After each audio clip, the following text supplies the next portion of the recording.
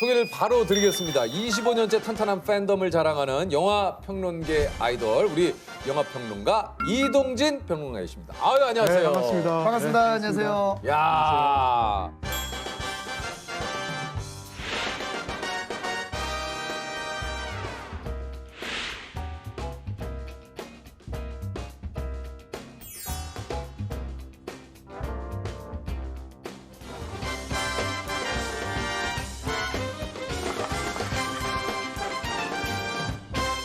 네, 저는 영화평론가 이동진이라고 합니다.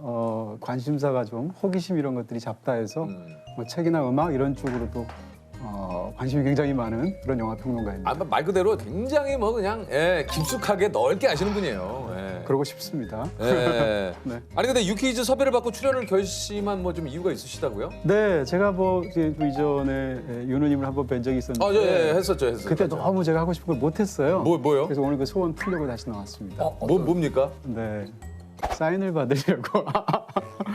네. 진짜요? 네, 정말입니다. 네. 왜냐하면 네. 네, 제가 좀 약간 사인을 특이하게 받는데요. 예. 초변에 그러는 게 실례인 것 같아서 지난번에 이렇게 못했거든요. 아, 그 뭐 실례예요? 그 얘기하시면 되지. 두 번째니까 오늘은 예. 좀 부탁드릴 수 있지 않을까. 이제 올해 영화 평론가로 활동하신 지가 한 어느 정도 되신 겁니까? 뭐 이전에 그 기자 시절 했던 것까지 합치면 한 25년 정도 되는 것 같아요. 아, 그럼 원래 기자님이셨어요? 네, 원래 일간지에서 시작을 했습니다. 기자할 때도 영화만 했었고요. 예. 그 이후도 마찬가지인데 네네. 사실 이제 기자를 처음 시작했을 때는 꼭 영화만 하겠다라는 생각은 없었어요. 근데 제가 대학교 때 영화책을 썼었거든요. 영화 책을 써주셨어요? 네네. 이 친구는 이제 영화 전문가인가 보다라고 생각을 하셔서 그쪽으로 발령을 내게 된 게 일을 시작하게 된 계기죠. 네. 그다음에 이제 사람이 이제 직장을 오래 다니다 보면 그만두고 싶은 순간들이 다 누구에게나 있지 않습니까? 그렇죠. 그럴 수 있죠. 제가 좀 조직 생활에 안 맞는다는 걸 깨달았고요. 아, 그래요? 네, 너무 늦게 깨달았죠. 10년 넘게. 야. 잘 다니다가. 그때 제 심정은 뭐라고 그럴까요? 이제 망가져도 좋아 이런 느낌. 네. 그냥 밖에 나가서 내 혼자 하고 싶어 이런 느낌이었습니다.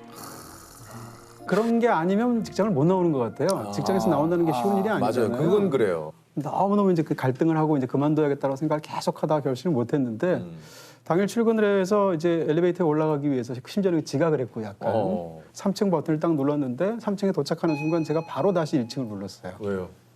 들어가기 싫었어요. 그 공간이. 네, 그래서 나갔다가 한참 마음을 사귀고 다시 들어가서 사표를 써서 내고 나왔거든요. 그러니까 어떻게 생각하면 굉장히 철없게 충동적으로 그만둔 것 같습니다. 덕분에 이제 유퀴즈에서 나오게 되고. 아, 그러니까요. 네. 아니, 결론적으로는 뭐 이렇게 된 겁니다만. 글쎄 말이에요. 사인도 못 받을 뻔했어요. 그게 목적인데. 그 지난번에 나왔던 기주 씨도 그렇고 네네. 그 일을 하시다가 그 하루아침에 딱 근데 이게 또 약간 차이가 있는 건 기주 씨는 내가 하고 싶은 일 때문에 예를 들면 나는 이 일보다는 네. 내가 하고 싶은 일 그렇죠. 찾아가야겠다. 네. 근데 지금 우리 그 평론가님께서는 반대죠. 반대죠. 네. 예. 그러니까 이제 인생을 행로를 바꾸는 사람이 두 가지 타입이 있다고 생각하는데 하나는 바깥에 뭔가 굉장히 매력적인 게 있어서 그쪽이 날 끌어당길 때, 예. 인력이 작용할 때. 예. 그러면 그때가 이제 다른 일을 염두에 두고 퇴사를 하신 거예요? 네, 그때 사실 속은 연기자였어요. 반대로 안에 뭔가가 안 맞고 안 좋아서 내가 이렇게 밀어낼 때, 청력이 작용할 때. 고급지다. 고급져. 그래서 그래, 이런 거야, 이런 거야. 이런 얘기를 좀 하고 싶은데. 진짜. 바로 저는 이제 이유가 안에 있었기 때문에 예. 빨리 나가고 싶다. 그래서, 네, 예. 밖에 어떤 대책이 없었는데. 그러니까 아까 평론가님이 난 어떻게 돼도 좋아요. 네, 예. 맞아요. 영화 평론가를 25년 정도 하셨는데 네. 그동안 세기가 좀 어떠실지 모르겠지만 몇 편 정도의 영화를 저도 정확하게는 모르고요. 대략 추산해 보면 10,000편 정도. 와, 10,000. 네, 25년이 10,000. 네. 와, 그러면 1년에 1년에 몇 편 정도 400편? 보시는 건가요? 요즘은 한 2, 300편 보는 것 같고요. 그래도 2, 300편을 보셨어요. 요즘은요. 그리고 이제 가장 많이 봤을 땐 제가 기록한 적이 있는데 네. 제가 이제 미국에 한 1년 정도 연수를 갔었거든요. 네네. USC라는 대학에 1,017편 봤어요. 1년 동안. 1년에 1,017편이요? 네. 그러면은 그건 기록을 했기 때문에 정확하게. 하루에 3편. 네. 하루에 3편. 네. 하루가 정말 바빠요. 영화 3편 보려고 하면. 아니 너무 바쁘죠. 네. 거기다 이제 여행도 다녔거든요. 그래서 정말 바쁘게 인생에서 1년을 보냈던. 근데 남들이 보기에는 한편으로 야 부럽다. 하루에 영화 그냥 뭐 보고 싶은 대로 보고 네. 그냥 뭐 이게 또 막상 일로 하면 그렇지가 않을 것 같아요. 그렇죠. 근데 이게 사실은 결혼하고 약간 비슷해서 아무리 사랑하는 남자 여자가 있다 해도 결혼하면 다 그런 환상이 깨진다고 말하잖아요. 예, 예. 근데 그런 환상이 어차피 깨질 결혼이라면 그래도 사랑하는 사람하고 하는 게 낫거든요. 마찬가지라고 생각하고요. 네. 그런 면에서 일도 자기가 좋아하는 일을 해야 그 일에서 오는 치명적인 권태 같은 것을 버틸 수 있는 것 같아요. 그게 아니면 결국은 저처럼 튕겨져 나가는 것 같아요. 일에서 오는 치명적인 권태. 이건 좀 써놔야겠다. 왜냐면 이제 왜 이 일을 하고 있죠라고 했을 때 아직까지는 치명적인 권태가 오지 않았어요라고 대답을 딱 하면 좋을 것 같아서. 아니 이런 게 놀라운 점이에요. 이런 게. 네. 진짜 출연하길 잘했다. 아, 좋은 것 같아요. 아니 이게 저 사실 평론가님의 한 줄 평을 보고 또 때로는 영화를 볼까 말까 하다 결정하신 분들도 굉장히 많아요. 네. 여기 이제 한 줄 평을 몇 개를 좀 소개를 드릴게요. 예, 이게 또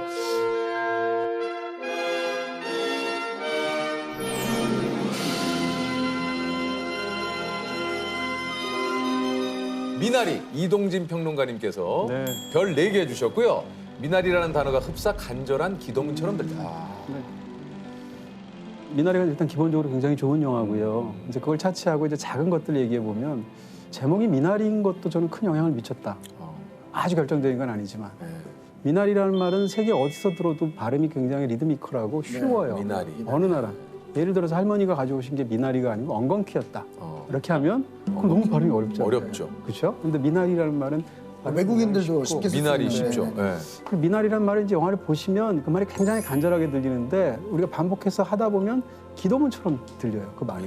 미나리. 미나리 뭐 이렇게 비나리다 미나리 뭐 이런 식의 아, 예. 그런 느낌이 들면서 이 극 중에서 미나리라는 게 사실 주인공 소년이기도 하고 뭐 희망이기도 하고 생명력이기도 하거든요. 그런 걸 관련해서 영화를 봤을 때 어떤 제 느낌을 붙인 그런 간절한 기도문처럼. 간절. 옆에 또 토이스토리는 네, 별 4개 반 네. 주셨는데 이별의 순간이 왔다고 해서 꼭 누군가의 마음이 변질되었기 때문인 건 아니다.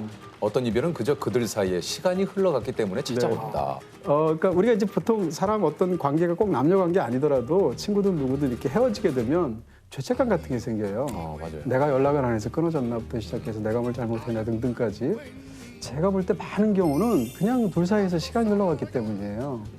저도 주변에 굉장히 좋아하는 사람들하고 어느 순간 연락 안 하는 사람들이 생기잖아요. 그렇죠. 예. 그걸 보면 특별히 싸워서가 아니거든요. 맞아요. 맞아요. 그런 이야기를 하고 싶었고요. 아, 그게 근데 토이스토리 마지막을 보시면 장난감하고 헤어질 때 주인공 앤디가 그런 방식으로 헤어져요.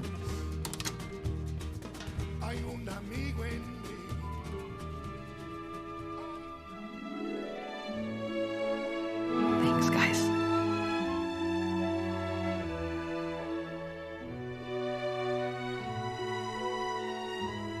So long, partner. 감동적인 영화는 이제 두 가지 타입이라고 생각하는데 끝나면서 미안해라고 말하는 영화가 있고요. 끝나면서 고마워라고 말하는 영화가 있어요. 일반적인 작가이거나 감독이면 미안해라고 말하면서 장난감하고 인사할 것 같거든요. 근데 이 영화는 고마워하면서 인사하면서 끝나요. 근데 그걸 보고 나서 너무 큰 감명을 받았어요. 저기서 고맙다고 말해줘서 내가 너무 고맙다. 관객으로서 그런 마음을 받아서 여기 이제 그런 걸 마음을 담은 거죠. 야, 나 토이스토리 분명히 봤는데 분명히 봤거든요. 다시 한번 봐야겠네. 아유, 라라랜드도 기가 막히십니다. 달콤 쌉싸름한 그 모든 감정에 활용 정정하는 마법 같은 순간. 네. 위 두 개는 이제 감정적인 측면을 네. 담은 거고 이건 약간 미학적인 부분을 얘기한 건데요. 라라랜드를 보신 분이면 맨 마지막에 두 사람이 잘 될 뻔하다가 잘 안 되는데 안 되죠. 안 되면서 마지막 순간에 우연한 순간에 어디서 만나게 되는데 맞아요. 그 장소에서 뭔가를 떠올리게 되죠. 그래서 그것이 필름 형태로 나오는데 그 장면이 영화에서 가장 인상적이면서 마음을 울리는 장면인데 그때 펼쳐지는 장면이 사실은 이루어진 장면이 아니거든요. 영화에서는 보통 플래시백이라고 그래서 그 장면에서는 우리 둘 사이 있었던 좋은 추억들을 떠올린단 말이에요. 네. 근데 라라랜드는 그게 아니라 그 순간 떠올렸던 게 우리가 잘 됐으면 이랬을 텐데라는 가정법으로 떠올려요. 그 순간을 보면서 이제 둘 사이는 이루어지지 않았으니까 둘 사이에 사랑하다 헤어졌으니까 별별 감정이 다 있잖아요. 근데 그 감정에 그 순간에 어떤 가정법을 떠올렸을 때 아슬하게 이렇게 뭔가 이렇게 딱 활용점정하는 것 같은 용의 눈에 눈동자를 찍는 것 같은 그 순간이 마법 같은 순간이다. 네. 그런 게 영화에 들어있다. 영화가 이렇게 싹 떠오르네. 그런 장면들이. 네. 예? 네. 기생충 읽어주세요. 네, 상승과 하강으로 명징하게 직조해낸 신랄하면서 처연한 계급 우화. 이거 이게 제 뭐 한 줄평 역사에 가장 많은 논란을 불러일으켰던 뭐 애증의 한 줄평인데요. 요것도 굉장히 화제가 됐었죠. 약간 저는 이제 억울해서 어차피 또 오늘 가져오셨으니까. 네네네. 이게 제 딴에는 기생충이라는 영화가 너무 좋으니까 이 영화가 미학적으로나 아니면 뭐 주제적인 측면에서나 이렇게 만들어졌다라고 설명하고 싶은 거예요. 축약해서. 상승과 하강으로 명징하게 직조해낸 이란 말을 조금만 설명을 하면 얘기 좀 해주세요. 네네. 네. 굳이 그렇게 어렵게 해야 되느냐. 어. 위 아래로 이렇게 하면 되지 않느냐라고 네. 했는데 위와 상승이 다른 게 네. 상승은 위로 가는 방향과 동선을 얘기하거든요. 하강이라는 것도 밑으로 내려간다는 뜻이잖아요. 네. 근데 봉준호 감독의 영화를 미학적으로 보는 하나의 핵심 중에 하나가 가로축이 아니라 세로축을 보는 거예요. 네. 봉준호 감독은 항상 계급이라는 그 사회적인 주제를 다루는데 이 계급을 항상 세로축으로 만들어요. 네. 그래서 실제로 기생충을 보시면 주인공인 기우가 처음 아르바이트생으로서 그 집에 들어갔을 때 계속 언덕도 올라가고 계단도 올라가서 그 집의 주인을 만나는 거로 되어 있어요.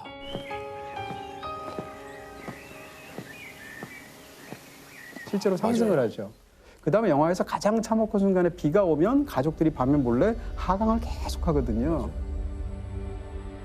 이게 사실은 계급 문제를 다루는 시각적인 톤인 거고요. 그 다음에 명징하게 직조해낸 이란 것은 말의 맛인데 한 줄평을 쓴다는 건 어쨌건 약간 수사학의 영역이고 문학의 영역이에요. 네. 그렇게 본다면 명징하게라는 말 대신에 명확하게라고 쓰면 그 말 맛이 안 나요.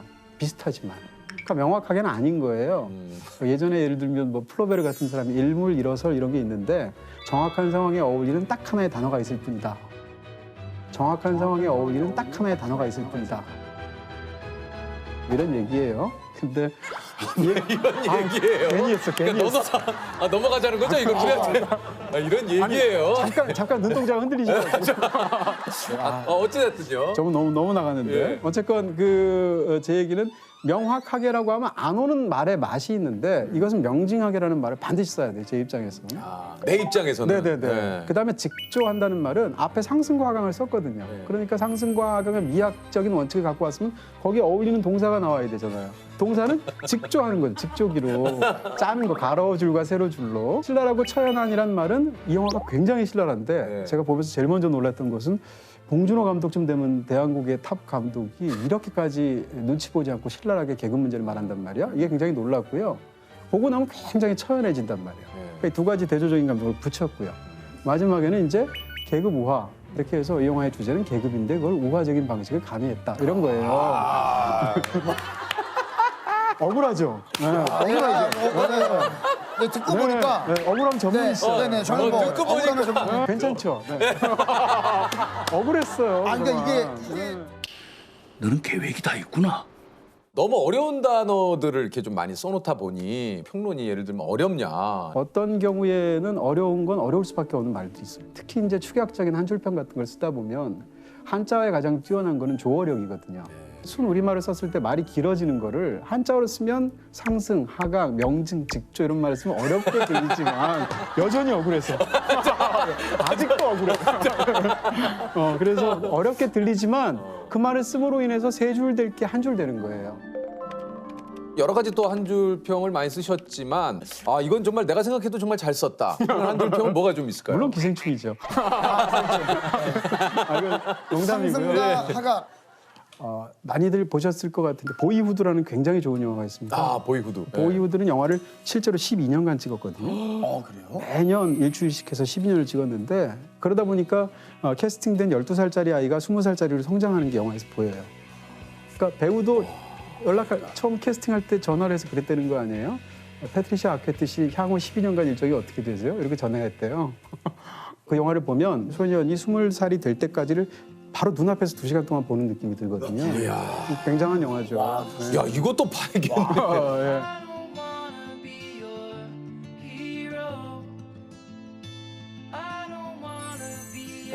근데 그걸 보고 나서 어떻게 생각했냐면 아까 이제 상승과 하강으로처럼 머리에서 이렇게 막 생각해서 이렇게 고민 끝에 만드는 한 줄 평이 있고 보고 나면 1초 만에 툭 나오는 한 줄 평도 있어요. 이게 1초 만에 툭 네. 나옵니까? 그게 뭐였냐면 그때 그 아이는 어떻게 내가 되었나 이런 한 줄 평을 제가 썼는데요. 그걸 딱 보고 나면 누구나 다 자기 어렸을 때 내가 어떻게 되었나. 걸후드, 보이후드를 떠올리게 되거든요. 그게 보이후드의 핵심인 것 같아요. 야 보이도 봐야겠다. 지금. 이것도 또 이런 영화가 있는지 몰라요. 제목은 어디서 들어본 것 같은데. 예. 근데 저는 이 평론가 아무리 이제 직업이 영화 평론을 하시고 영화를 봐야 되지만 이게 재미없는 영화를 이게 또 막 이런 것들 어떻게 그냥 봅니까 그냥? 네. 재미없는 영화도 이 씹는 재미로 보는 게 있어요. 아, 씹는 재미. 네. 아, 네.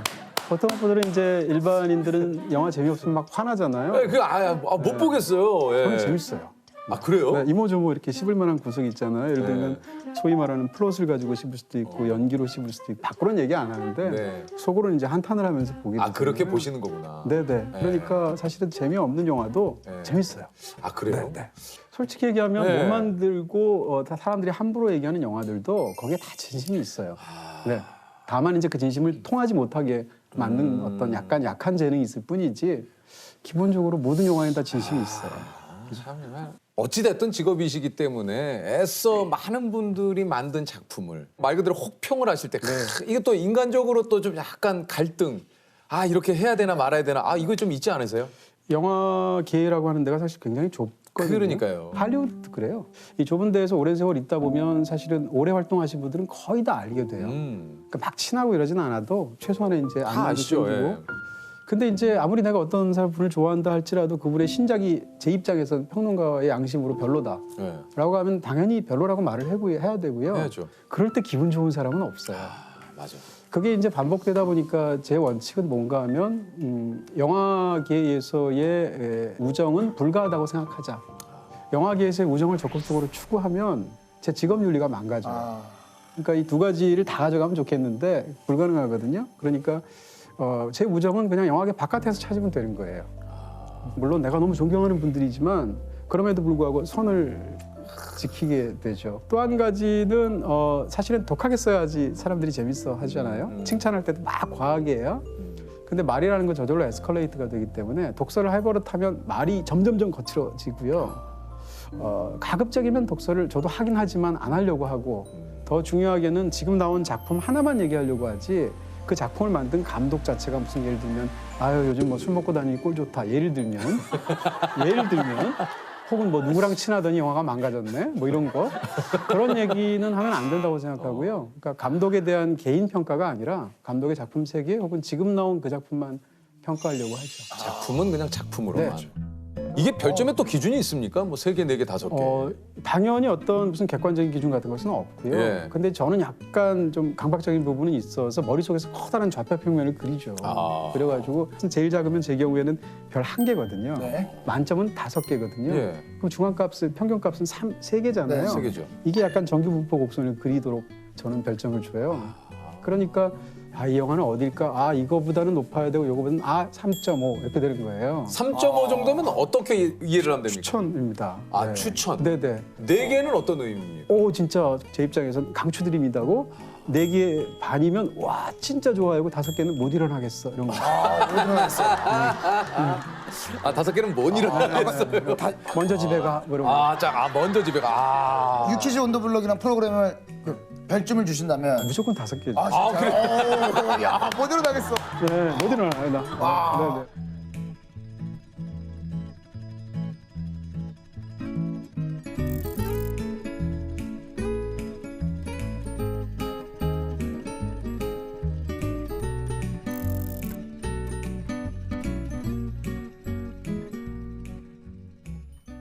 혹시 뭐 유재석 씨를 뭐 한 줄 평이 가능합니까? 너무 웃긴다. 유재석 씨는 사실 한 줄 평이 한 100개쯤 나오는 사람일 것 같은데 예. 온 세상을 담아내는 바르고 유쾌한 퀴. 제가 이렇게 말씀드린 이유는 이제 사실 윤우님 칭찬하는 거는 세상에서 제일 지루한 일이잖아요. 그렇죠. 모든 사람이 다 하잖아요. 맞아요. 그러니까 너무 재미가 없는 일인데 그 이전에 다른 방송에서 그렇죠, 뵀을 때 제가 굉장히 놀란 건 이분이 말씀을 너무 잘 들으시는구나 이걸 느꼈어요. 누가 무슨 말을 해도 다 듣고 반응을 하시더라고요. 제가 정말 깜짝 놀랐어요. 왜냐하면 저도 그동안 이렇게 방송에 나가보면 진행자분들이 사실 게스트인 제 말을 안 듣는 경우도 굉장히 많거든요. 그래요? 네. 왜냐하면 그 진행자는 많은 경우에 자기가 해야 될 질문을 다음 질문을 생각하고 있어요. 그럴 수 있죠. 그걸 생각하고 있으라고 제 말을 잘 안 들어요. 맞아요. 그런 경우가 굉장히 많았거든요. 네네. 굉장히 많았거든요. 네네. 근데 아니 저는 왜 지금 여기 계신 거예요? 아니 저는 평론가님 얘기를 귀로 듣고 있었는데 네, 예를 들면 예. 그래서 제가 조금 전에 말씀드린 것처럼 원사생을 담아내는 바르고 유쾌한 귀. 이 진짜 이런 칭찬을 또 해주시네요. 예. 그런 생각을. 그래서 유퀴즈도 그냥 유귀즈라고 바꾸면 어떨까? 유귀즈. 어차피 귀가 좋으시니까. 유기즈. 네. 발음, 당신의 기록. 유기즈. 발음도 이쁘잖아요. 아 좋네요. 유기즈. 유기즈. 유기즈. 사실 매년 또 평론가님께서 아카데미 시상식을 예측하는 게 또 이게 기가 막히게 또 잘 맞아요. 요거 좀 이렇게 조심스럽게 좀 얘기를 해주신다면. 지금은 사실은 온 국민들이 가장 관심 있어하는 것은 윤여정 씨가 받을까? 이거잖아요. 우리 선생님께서. 예. 네. 저라면 받는데 베팅할 것 같아요. 받으실 것 같습니다. 한 지금 기준으로는 한 7, 80%의 확률로. 닭살이 올랐어요. 봉준호 감독이 이전에 한 번도 안 한 엄청난 영광을 우리한테 사실은 즐거움을 줬잖아요. 무엇보다도 저는 그분이 시상대에 올라가서 말하는 걸 보고 싶어요. 뭐라고 너무 얘기를 말씀 하실까? 잘 하실 것 같아요. 예. 네. 뭐라고 또 얘기를 하실까? 스피치를 너무 재밌게 하실 것 같아요. 야, 그건 아무나 가는 거 아니더라. 너희 그거 다 어떻게 했니? 비몽사몽으로 다. 그렇지. 국제성이 되는 길은 험난하더라고.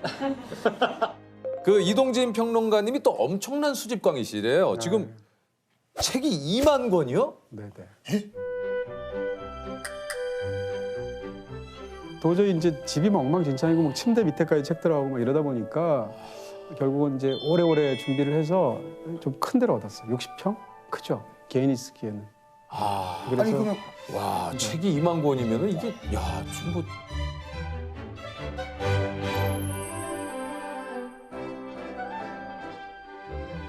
제일 이제 스스로가 비참하게 느껴질 때는 책을 샀는데 그 책이 있는 경우. 있는 줄 모르는 거예요, 자기가. 2만 권쯤 되다 보면. 근데 그걸 언제 하냐면 사가지고 그럼 저는 이제 꽂는 순서가 있으니까 이게 몸에 관한 책이다 그러면 몸의 심리학 옆에 넣어야지 하고 딱 꽂으려고 보면 거기에 바로 그 있어요, 그 책이. 꽂는 순서니까. 그럼 정말 괴로운데 정말 나는 안 돼. 이걸 있는지도 모르고 또 사는구나 했는데 김윤식 교수라고 계세요. 문학평론가이셨던. 그분은 집에 책이 있는 걸 아는데 또 책을 살 때가 있대요. 왜요? 어디 있는지 몰라서. 그러니까 저보다 더한 케이스이신 거예요. 네. 그분은 저보다 더. 이거 뭐 네. 와. 그러니까 어디 있는지 모르는 걸 찾느니 한 권을 새로 사는 거예요. 그러니까 아직 저분이 계시니까 나는 아직은 괜찮다. 영화도 보시고 책도 보시고. 네. 언제 다 합니까 그거? 언제 다 해요? 인간관계가 망하면 됩니다. 네. 나머지를 다. 간단 명료하다. 예. 사람을 안 만나면 되는 거거든요. 모든 인간관계 망가지면 됩니다. 예. 네. 아니 여기가 또 끝이 아닌 게 CD가 10,000장에 DVD가 5,000장. 그 외 물건까지 해서 이게 4만 개가 넘는다고요? 아니 그래서 오늘 저 소장품 몇 가지를 좀 가지고 나오셨다고 네. 하는데 좀 소개를 해주세요. 이게 네네네. 이거 먼저 할까요? 복싱글로브는 네. 이건 실베스터 스탈론이 사인한 권투글러브. 네. 그러니까 로키로 워낙 유명하잖아요. 언제 받으신 거예요? 샀습니다. 하신 거예요? 요거는 샀어요. 네네. 이거 샀어요? 네, 실제로 실베스터 스탈론을 만나기도 하고 악수도 했는데 네. 그때는 제가 이런 걸 준비를 못 해가서 그래서 이거는 사실은 경매를 통해 샀습니다. 요건 또 뭡니까? 이거는 직접 받은 건데요. 보시면 우산인데 강동원 씨입니다. 정확하게 하시네요. 강동원 씨인데 저는 강동원 씨를 떠올리면 우산이 제일 먼저 떠올라요. 그때 유고. 그렇죠. 그때 유혹이 제일 먼저지만 그거 말고도 우산이 나오는 영화를 무려 4편이나 출연하셨어요. 그래요? 제가 생각해 보니까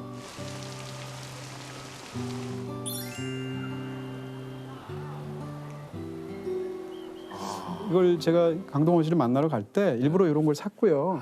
앞으로 우산 영화 찍을 때마다 와서 한 칸씩 채워주겠다. 해주시겠다고. 네. 이것도 뭡니까? 이것도 역시 직접 받은 건데. 비트! 네, 바로 그 비트가 정우성 씨고요. 네. 영화에 실제로 그 전설적인 비트에 나왔던 그 오토바이예요. 같은 기종. 그걸 이제 제가 구해서 샀고요. 재밌게도 그 영화의 제일 유명한 대사가 나에게는 꿈이 없었다. 이건데 꿈이 있었다로 바꿨어요. 긍정적으로. 맥가이버 칼입니다. 네. 예. 재밌는 건 진짜 맥가이버가 사인한 거예요. 그러니까 리처드 딘 앤더슨이 맥가이버 칼에 사인한 맥가이버 칼. 이거 리차드 딘 앤더슨 맥가이버 맥가이버 칼. 빰빰빰빰빰빰. 예. 잘 아시는. 맥가이버 칼에다가 맥가이버가 사인을 한. 네. 이건 어떻게 받으셨어요? 샀습니다. 평상시에 라면 먹으면 됩니다. 평상시에 라면 드시면 이런 거 경매로. 아, 이거 라면 굉장히 오래 가치가- 먹어요. 예, 예. 네, 이거는 오늘 윤우님 사이즈. 아 제가 예. 그럼 지금 살짝 아 뭐 그렇게 그럴까요? 하시면 너무 예. 감사합니다. 예. 고민하다가 역시 마이크 아니신가 해서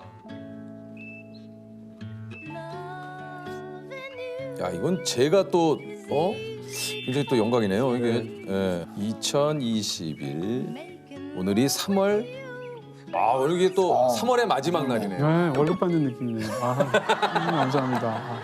감사합니다. 아 고맙습니다. 이거 참 저 또 이제 가도 되죠? 예? 다 했는데 뭐 퀴즈는 푸시고 또 해죠. 가야죠. 예. 오늘 뭐 처음부터 부탁드리면 어려우니까 이제 조세호님도 제가 다음에 뵙는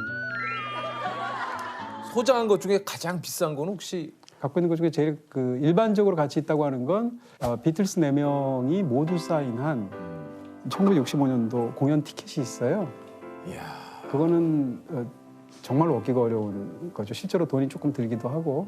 네 분이 다 사인을 한 거예요. 네네네. 1965년도. 쉐이 스타디움이라는 공연을 한 건데 그게 락그룹 역사상 최초로 스타디움에서 공연한 거예요. 그래서 공연 자체가 중요한 데다가 예. 그 공연에 4명이 다 사인이 돼 있다는 건 정말 어려운 거거든요.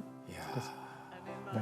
혹시도 이게 한 세기 정도 지나면 이 윤우님이 사인한 세계 유일의 야. 마이크 이렇게 Speaking words of wisdom, let it be. Let it be. Let it be. 평론가님이 진짜 죽기 직전에 딱 한 편의 영화를 볼 수 있다. 어떤 영화를 좀 보시겠습니까? 죽기 직전에 하루라면 영화 안 볼 것 같은데요. 네. 아니 그래도 보셔야 된다고. 꼭 봐야 된다. 매번 달라지는데요. 그런 가정을 하면 원더풀 라이프라는 영화가 있습니다. 원더풀 라이프. 네. 고레이다 히로카즈라는 감독인데 일본 감독인데요. 네. 지금 최근 영화는 송강호 씨랑 아이유 씨를 해서 지금 영화 찍고 있어요. 그래요? 네. 한국 배우들을 가지고 그래서 그 오. 영화가 이제 올해 아마 나오지 않을까 싶은데. 네. 어쨌건 그 고레이다 히로카즈 감독의 원더풀 라이프라는 초기작이 있는데 그 영화가 결국은 한 가지 질문을 굉장히 강하게 하는 영화예요. 그 질문은 당신이 다음 세상으로 가져갈 단 하나의 기억은 무엇입니까? 이런 질문이거든요. 근데 이 질문이 얼핏 생각하면 굉장히 행복하잖아요. 행복한 많은 기억 중에서 가장 행복한 게 뭘까 해서 그걸 생각하게 되잖아요. 그렇죠. 근데 반대로 생각하면 그걸 선택하는 순간 나머지 모든 기억은 없어진다는 뜻이거든요. 그러니까 사람이 아무리 불행하게 살아도 행복한 기억이 몇 개는 있잖아요. 근데 하나만 선택한다는 건 굉장히 실존적이면서도 참담한 경험일 수도 있어요. 주제가 굉장히 흥미로운 영화고요. 한번 권해드리고 싶은 제 마음의 영화. 알겠습니다.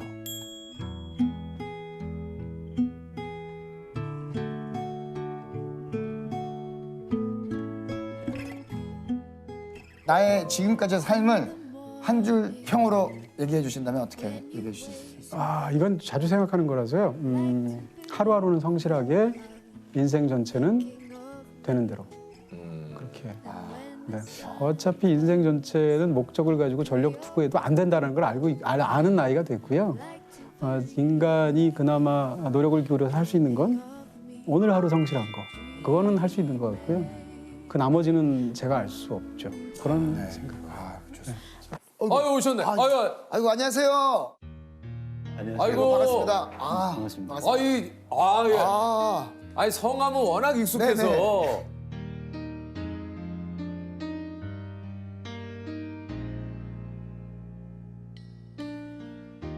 지금 곁에서 단 생각에 잠겨 걷고 있는 그대 설레는 마음에 몰래 그대 번역 황석희라는 5글자가 영화 선택의 이유가 되는 믿고 보는 번역가, 영화 번역계 아이돌 우리 황석희 번역가이십니다. 아유 안녕하세요. 반갑습니다.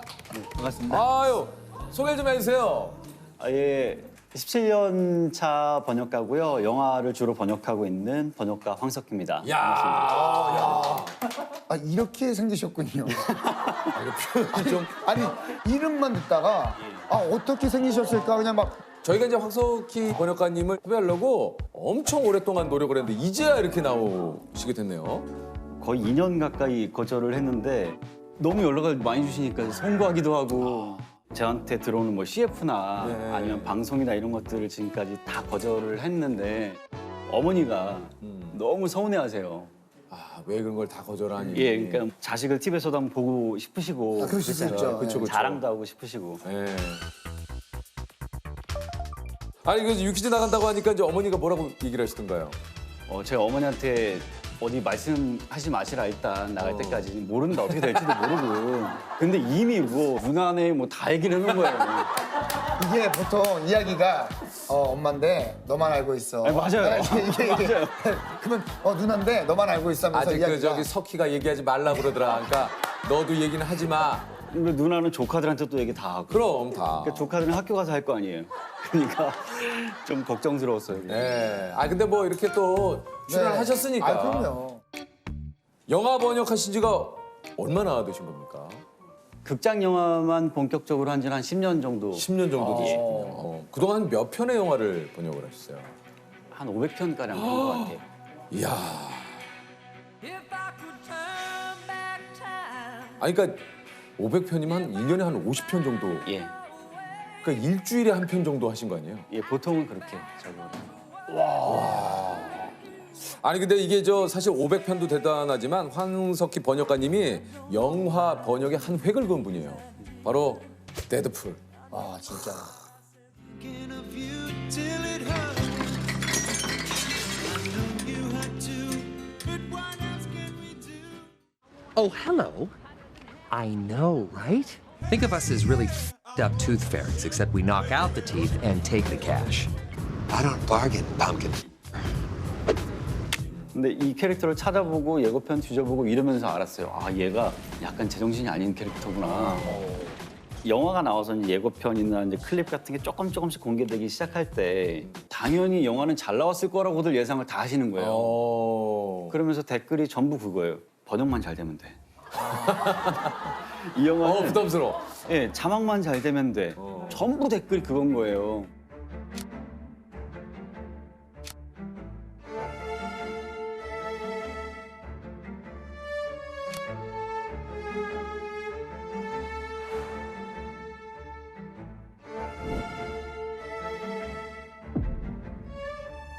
그때 그 부담이 가뜩이나 나는 이만한 사이즈의 영화도 처음 맡았는데 근데 이게 이제 오프닝 크레딧부터 좀 상당히 센세이셔널 했습니다. 그러니까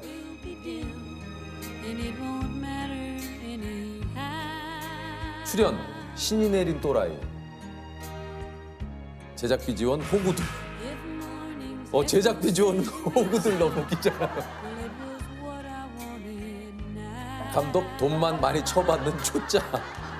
그러니까 영화에는 이제 영어로 뭐라고 부르는 거예요? 그러니까 이게 본문으로 보면 이제 제작 머저리들 뭐 이런 정도예요. 그런 느낌이에요. 그거를 이제 예, 그 정도인데 데드풀이라는 캐릭터가 제사의 벽을 깨고 막 관객한테 말을 맞아, 걸고 맞아, 이런 맞아. 캐릭터거든요. You ever see 127 Hours? Spoiler alert. 그러다 보니까 저것도 데드풀이 쓴 거야라고 네, 이해할 하는 수가 느낌으로, 있어요. 네. 그래서 이 망작을 제작해준 바보들 이런 뜻이거든요. 그래서 그냥 바보들 머저리들보다는 아무래도 호구들이 웃겨요. 맞았잖아요. 예. 영화. 예. 제가 처음에 일반 시사를 같이 봤어요. 관객분들이랑 반응이 어떤지 너무 궁금해서 크레딧이 한 3개 뜰 때쯤 되니까 웅성웅성 하는 거예요. 그러니까 자막 사고가 나신 줄 아는 것 같더라고요. 이제 관객분들이 이런 자막을 본 적이 없으니까. 너무나 거의 많은 뭐 분들 찬사를 받았죠 진짜. 호평 중에 호평, 뭐 이런 호평이 없을 정도로 찬사를 받았죠. 번역가 상 줘야 한다라는 댓글에 막 따봉이 올라갈수록 와 따봉이 100개나 있어. 이걸 막 스샷을 다 찍어 놓는 거예요. 다음날 보니까 110개면 다시 찍고 그 다음날 보니까 115개면 다시 찍고 예전에는 영화 주인공이 욕을 하면 이제 뭐 젠장, 뭐 망할, 뭐 이런 것들을 많이 이제 했었는데 입에 담기도 힘든 욕을 한국 욕으로 센스 있게 번역해서 데드풀이 한국말로 욕했나 착각한 분들이 이렇게 계시다고 그래요. 예를 들면 그게 이게 보세요 지금. 요거죠 요거. 예. 예. 10,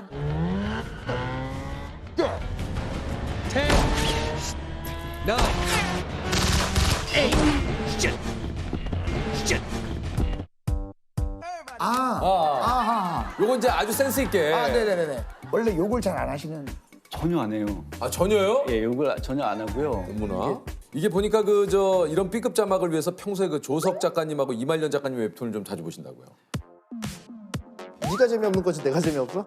어떻게 바꾸면 표절한 티 안 나고 연습. 아 그래요? 아 그래요? 그분들 제가 워낙 또 두 분 좋아하고 거의 다 봤고 거의 뭐 밈계 트렌드 세터 같은 분이잖아요. 그것만이 아니고 거의 인터넷에 떠도는 모든 밈을 다 봐요. 그러니까 그래야 이런 좀 또 그쵸. 톡톡 튀는 자막을 쓸 수 있는 거니까. 데드풀로 이제 황석희라는 이름을 알리고 대작 중에 대작 스파이더맨 홈커밍을 맡게 되는데 진짜 기분 좋으셨을 것 같아요. 너무 좋았죠. 제가 케이블 TV를 한창 번역하던 시절에는 제일 큰 블록버스터가 뭐냐면 아마 스파이더맨이었을 거예요. 네. 그러니까 저한테도 그냥 제일 큰 영화는 스파이더맨 이거였는데 당시에는 뭐 꿈도 못 꿨죠. 그때 꿈은 3개관에서 개봉을 하든 2개관에서 개봉을 하든 어쨌든 제 이름이 한 번 올라가는 게 소원이었기 때문에 그것만 한 번 번역할 수 있으면 됐어요, 그때는. 저한테는 내가 되고 싶었던 꿈에 대한 상징성 같은 게 있는 거죠, 이 영화에. 그래서 굉장히 감개무량했어요, 번역할 때. Can we just like stay up here all day? It is so crazy down there.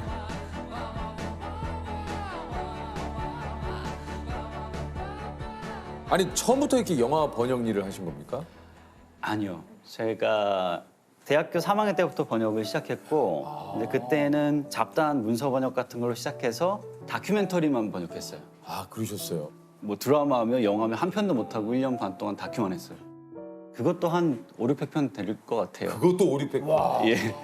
계속 두드리는 수밖에 없잖아요. 거의 한국에 있는 모든 수입사, 배급사에는 연락을 다 한 것 같아요. 한 2달 있다가 연락 또 드리고 2달 있다가 연락 또 드리고 다 그렇게 열심히 해서 넘겼는데 뭐 잘했다 못했다 답도 없고 4년 동안 연락이 없으니까 아 내가 되게 못했나 보다. 나는 극장 영화를 해본 적이 없으니까 누가 가르쳐 준 적도 없고 극장에서 가서 봐서 그 자막들을 따라하는 것밖에 없잖아요. 포맷을 저렇게 하는구나. 따옴표를 저럴 땐 쓰는구나. 보면서 배울 수밖에 없잖아요. 아무도 안 가르쳐 주니까. 근데 갑자기 연락이 왔습니까? 그때 제 필모 중에서 드라마 중에 뉴스룸이라는 드라마가 있어요. There is absolutely no evidence to support the statement that we're the greatest country in the world. 178th in infant mortality, 3rd in median household income, number 4 in labor force, and number 4 in exports. We lead the world in only 3 categories.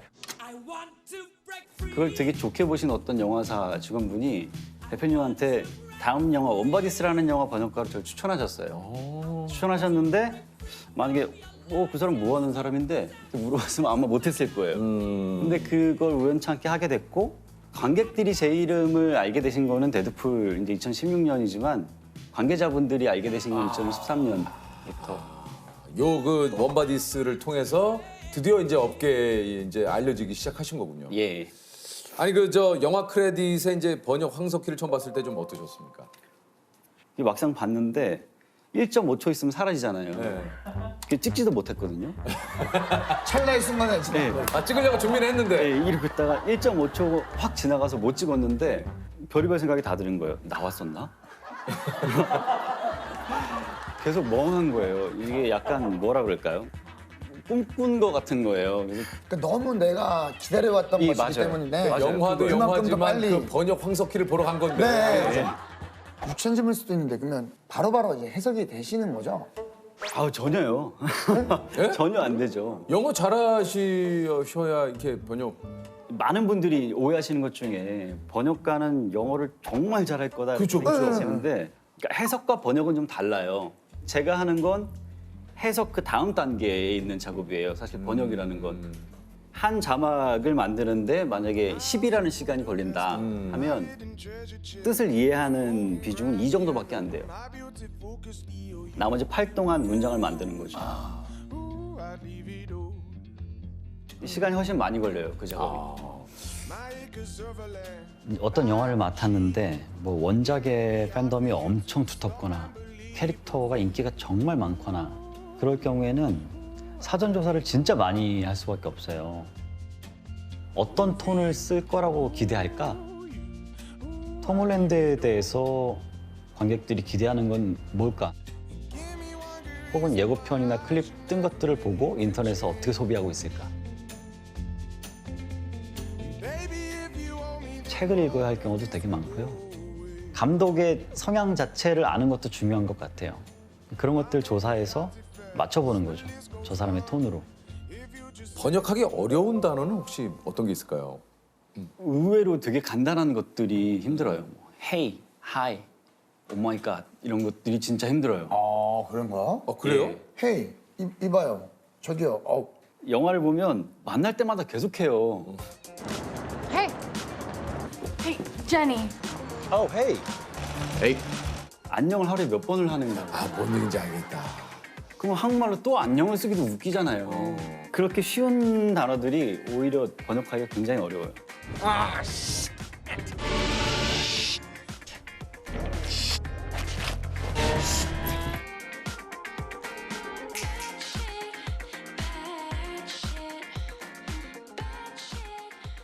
아니 수십 번 수백 번 확인을 해도 이제 오역이 나올 때도 있잖아요.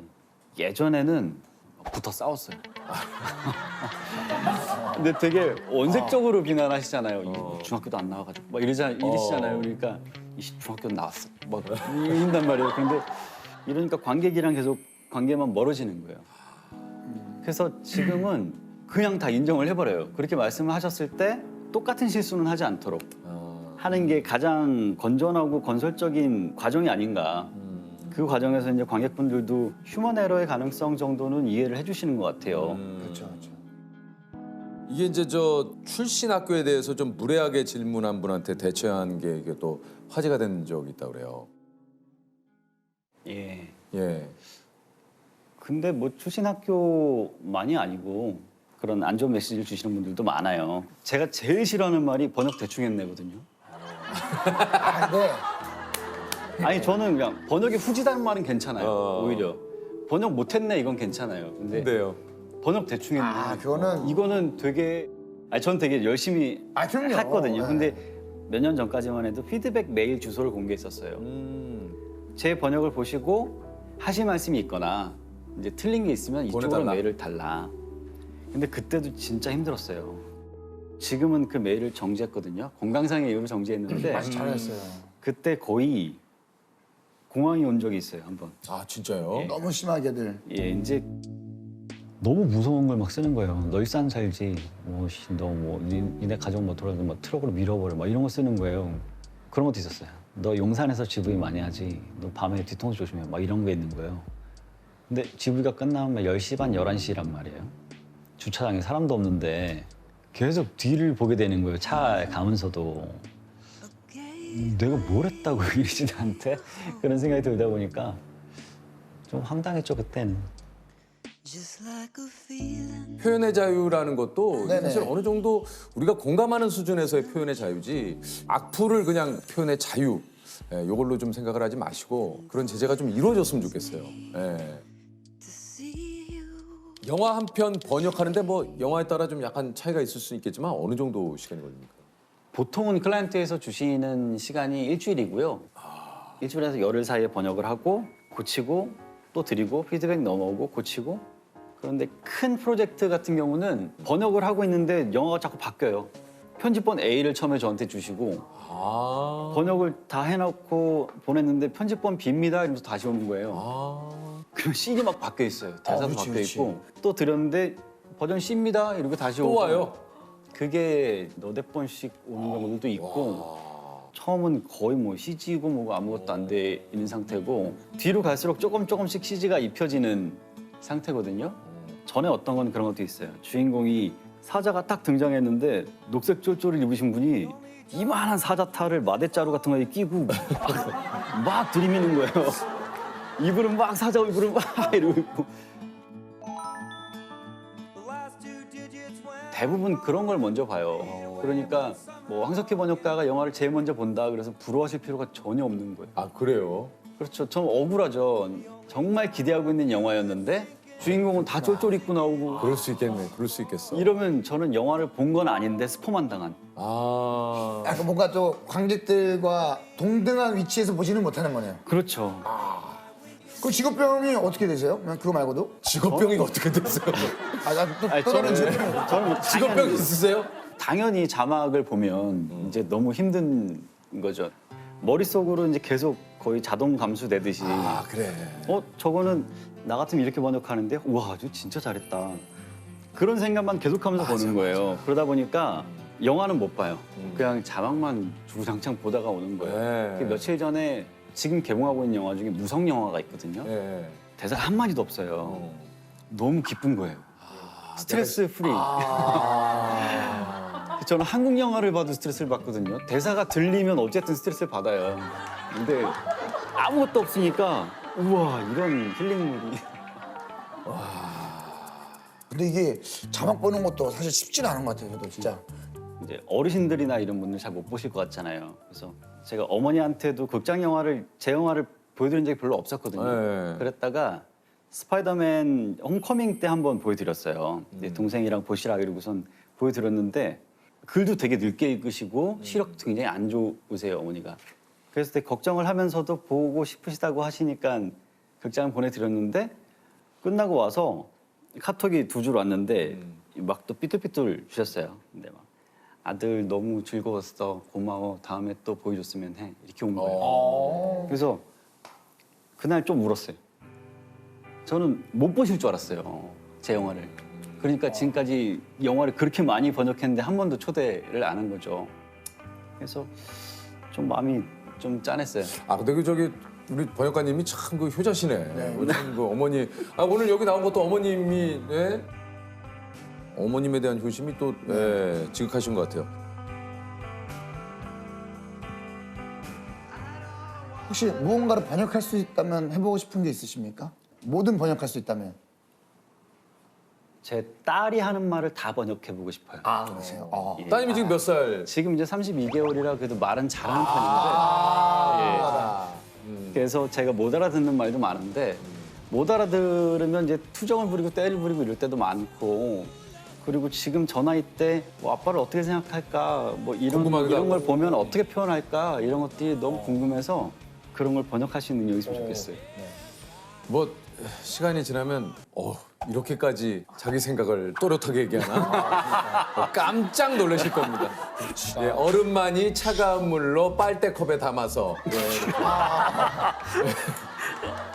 저한테 새벽 4시에 잠자고 있는 저를 나은이가 깨워서 아빠 얼음만이 차가운 물로 얼음컵을 빨대에 담아서 잠꼬 되겠지 생각하고 쳤더니 저를 찔러 설마 했는데 실제로 갖다 달라고 해서 새벽 4시에 갖다 줬습니다. 그래서 걱정하지 마세요. 이제 정확하게 표현합니다. 좀만 있으시면. 네, 알겠습니다. 내가 번역한 대사 중에 가장 좋아하는 대사는 혹시 뭐가 있습니까? 이 데드풀 1에 인생은 괴로운 연속극이고 행복은 짧은 광고와 같다. 지금은 정규 프로그램으로 돌아갈 시간이다. Life is an endless series of train wrecks with only brief commercial-like breaks of happiness, which meant it was time to return to our regularly scheduled program. 이런 대사인데 제가 늘 느끼는 거거든요. 맞네. 이렇게 막 유퀴즈 이렇게 멋있는 쇼에 나온 것 이런 것들은 아주 짧은 행복이라고 생각하거든요. 광고와 같은 행복이라고 생각해요. 그래서 제 정규 프로그램은 그냥 괴로운 연속극이거든요. 재밌다고만 할 수는 없을 것 같아요. 저한테는 되게 괴로운 작업이고 자막이 1,500개니까 해결해야 되는 문제가 1,500개가 있는 거예요. 막 즐겁고 재밌게 작업을 하는 타입은 아닌 것 같아요. 그냥 잡고 싸우고 씨름하고 하는 타입이에요. 머리 쥐어뜯고. 번역가의 정규 프로그램은 그거예요. 책상 앞에 앉아서 꾸준히 머리 쥐어뜯고 막 사람 예민해질 때까지 번역을 하면서 관객들의 비판도 듣고 뭐하고 하면서 꾸준히 그냥 머리 쥐어뜯으면서 번역하는 공간으로 돌아갈 거야. 자, 그럼 공통 질문 드리겠습니다. 내 인생을 영화로 만든다면 첫 자막의 2줄은 어떻게 하고 싶으세요? 제가 어떻게 하고 싶고 아니고를 떠나서 아마도 첫 자막은 이게 될 가능성이 가장 커요. 뭐예요? 실화를 바탕으로 함. 이 이야기는 실화를 바탕으로. 다음 보기 중 영화 속 시대 배경이 가장 빠른 순서대로 요즘 뭐 이게 해주세요. 요즘 나열 문제가 많이 꽤 나오네요. 나오네요. 나열 문제가 많이 나오네요. 노예 12년, 보헤미안 랩소디 1917 작은 아씨들. 노예 12년, 작은 아씨들, 1917, 보헤미안 랩소디. 자, 뭐라고 하셨죠? 아니 뭐라고 하셨죠라니 지금. 한 번 더 정확하게. 정말 대단하다. 작은 아씨들 1927 대단해. 보헤미안 랩소디 예. 정답입니다. 예. 자, 그래서- 100만 원의 상금을 드립니다. 아유, 축하드립니다. 앞으로도 저희들에게 또 재밌는 또 자막으로 영화를 더욱더 풍성하게 만들어주시고.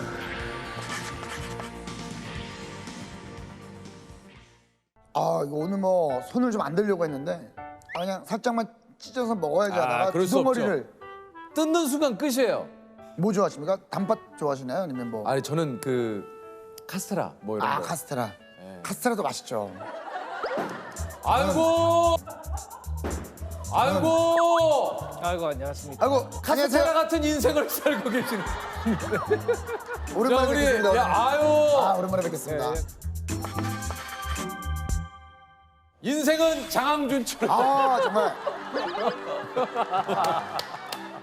아유, 스타일도 이게 점점 바뀌시네. 아무래도 뭐 그 어떤 뭐랄까요. 전반적인 지위가 상승함으로써 변화가 있죠. 변화가 있죠. 그럼요. 맞습니다. 자, 20년차 영화 감독이자 10년째 예능 유망주인 무비테이너 장항준 감독님이십니다. 아유, 안녕하세요. 안녕하세요. 이제 무비 테이너라는. 그러니까 그 감독님이 이제 또 새로운 장르를 개척한 거죠. 네네. 무비테. 그리고 약간 뭐 감량하셨어요. 이렇게 얼굴도 좀 약간 예전보다 더 좀 작아지신 것 같고 좀 그러네요. 아 그래요? 예. 이게 옷이 커서 그런 게 아닐까 싶어요. 이거 자체가 이제 그 인사. 네네네. 트렌드에 맞게. 근데 진짜 저 지난번에 뵀을 때보다 뭔가 스타일이 약간 그죠, 스타일이 그죠. 업되신 느낌. 약간 그 헤어스타일도 그렇고. 네.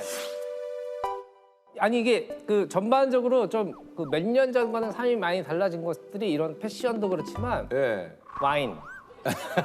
그렇죠. 와인. 주종이죠. 와인. 네네. 그리고 전에는 밀크 커피만 먹었어요. 밀크 커피만. 근데요. 그런데 이제 아메리카노. 그리고 또 평냉. 네? 평양냉. 그런 어떤 전반적인 어떤 지식인 느낌의 어떤 약간 네네. 그렇죠. 그런 느낌으로 가고 있죠. 근데 진짜 세련되셨다. 네. 아니 저기 김은희 작가님 나오신 편 보셨어요? 봤습니다. 좀 어떠셨는지. 뭐 저는 그렇게 방송을 잘할지 몰랐어요. 나와서 또 얘기 잘하셨거든요. 또 이 카드 얘기를 할지 몰랐고. 거기서 카드 얘기하죠. 카드가 화제가 됐죠. 그게 좀 화제가 많이 됐었어요. 장항준이 제 카드를 쓰잖아요. 저희 남편이. 나는 제 3자인 줄 알았어요. 남편분이 쓰시는 카드가 약간 가격대가 점점 높아지더라고요. 그러니까 원래는 소주 좋아하고 그랬던 사람들이 왜 자꾸 와인바 가지? 약간 그런 것들 때문에 더 제가 이렇게 좀 뭐 인생을 장항준처럼 뭐 그렇게 맞죠. 그 이후로 그런 얘기가 조금 많이 나왔죠. 그 이후로 얘기가 많이 나왔어요. 얘기가 많이 나왔는데 뭐 또 틀린 얘기는 아니니까. 근데 사실 또 그리고 장항준 감독님도 저하고 이제 통화를 가끔 하지만 감독님이 야 사람들이 나 노는 줄 알았는데 나 되게 바빠. 제가 그 바빠요. 얘기했죠. 제가 그 얘기했죠. 왜냐면 사실은 그때 카드도 제 거와 김은희 씨 걸 같이 써요. 왜냐면 이거 너무 한쪽만 쓱 쓰면 자기도 사람인데 기분 나쁠 수 있지. 그렇죠. 기분 나쁠 수 있거든요. 그러니까 쓱 조절을 해야 돼요. 밸런스를 좀 맞춰줘야 조절을 해야 돼. 근데 나는 저 감독님이 혼자 충분히 지불할 수 있는데도 김은희 작가님 걸 쓰시는 거잖아요. 그렇죠. 아무래도 좀 그런 면이 있어요. 그 이유는 뭐예요? 글쎄 그게 나도 사람인지라 글쎄 가족이지만 내 건 좀 아깝다는 생각이 아무래도 가끔 가다가 뭔지 알아요. 뭔지 알아요. 아니 사람이야. 그러니까 내가 사고 싶은 거랑 선물 받고 싶은 거는 좀 다르죠. 그렇지 그게 다르죠. 그거 다르고 그리고 제가 또 김은희 씨 카드를 썼지만 또 제 카드를 우리 장모님께 드리고 저희 부모님께 드리죠. 또 이야기는 몰랐네요. 이런 것들이 이게 이제 추가적으로 나왔어야 되는데. 그렇지 맞습니다. 거기서만 멈추니까 이게 조금. 근데 이제 그 이후로 얻은 별명이 이제 뭐 신이 내린 꿀팔자, 뭐 여러 가지가 있죠. 와, 근데 순간 신이 내린 꿀팔자. 꿀팔자. 듣기만 해도 뭔가 설레네요. 그것의 이제 원료를 따지자면 저희 어머니가 그 이제 저를 좀 늦게 낳으셨어요. 위에 이제 형 있고 뭐 이렇게 있는데 아들을 낳았는데 너무 귀여워. 얼마나 귀여워. 근데 약간 좀 그렇죠. 장준 감독님 좀 귀요미 있어요. 그게 약간 있어요, 귀염상이야, 있어요. 귀염상. 아, 어렸을 때 대단해. 근데 이 귀여운 애를 봤는데 얘가 너무 공부도 못하고 막 그런 거예요. 저는 초등학교 들어가기 전까지 이름을 못 쓰고 들어갔어요. 진짜요? 이름을 못 써. 숫자만 썼어. 아버지가 예. 숫자는 알고 들어가니까. 그래가지고 학교 들어가기 전날 밤에 1, 2, 3, 4, 5, 6, 7, 8, 90을 배웠어요. 제가 저랑 나이가 같은 사촌이 4명이에요. 4명. 근데 이제 다들 공부를 너무 잘하는 거야. 나만 너무 공부도 못하고 평범원이야. 근데 이렇게 제사 때나 그 같이 명절 모이죠. 때 다 모여가지고 시험은 잘 봤어. 너 몇 등 했어? 뭐 이런 얘기들을 막 물어보시는데 그래 사실 공부 못할 때 제일 속상한 건 본인이에요. 맞아요. 그렇죠, 맞아요. 예, 사실 본인이 그래요. 제일 속상하거든요. 어느 날은 내가 너무 최악의 어린이? 못난 인생 같다는 생각이 든 거예요. 책상에 앉아가지고 난 왜 이렇게 공부를 못할까? 난 왜 이렇게 의지가 박약할까? 나는 왜 걔네들 반도 못할까? 막 일어나가지고 막 울고 있었어요, 혼자. 근데 우리 아버지가 들어오시더니 어깨를 툭툭툭 두드려 주는 거예요. 괜찮아. 아빠도 공부 못했어. 아빠도 공부 못했어. 그래도 아빠 사장 됐잖아. 그게 그 당시에 저한테는 엄청나게 큰 위로인 거예요. 그렇게 좀 좀 모자란 애라 가지고 걱정을 많이 하셨는데 저희 엄마가 이렇게 좀 약간 그 대구에 있는 점집을 다 찾아간 거예요. 갔는데 이 사람 얘를 왜 걱정하냐? 얘는 인생에 고통이 없고 행복만이 가득해. 평생 사람들이 버는 돈 생각도 못한 돈을 벌 애다. 우리 엄마가 나오면서 그 생각을 했대요. 미쳤잖아 아이가. 막 그래서 이제 점쟁이가 남의 얘기라고 막 한다. 그랬는데 용하다는 점집에 가는 데마다 공통적인 거예요. 그 역시 이런 미신 믿을 게 못 되는구나. 이렇게 하고 가시다가 제가 영화 감독이 된 거예요. 드디어 시작됐나? 그녀들의 어떤 그 예언이? 예언이? 응. 근데 아니야. 감독이라는 게 매년 영화를 찍는 게 아니잖아요. 그렇죠, 그렇죠. 가다 또 안 되다 가다 안 되다. 그런데 저희 어머니가 몇 년 전에 준아 맞았다. 왜요? 김은희의 이제 김은희의 성공과 더불어서 그녀들의 예언이 맞았다. 네, 그렇게 시작된 거죠. 감독님이 좀 방송에 나오는 거 별로 안 좋아하신다는 얘기를 하셨다고 그래요?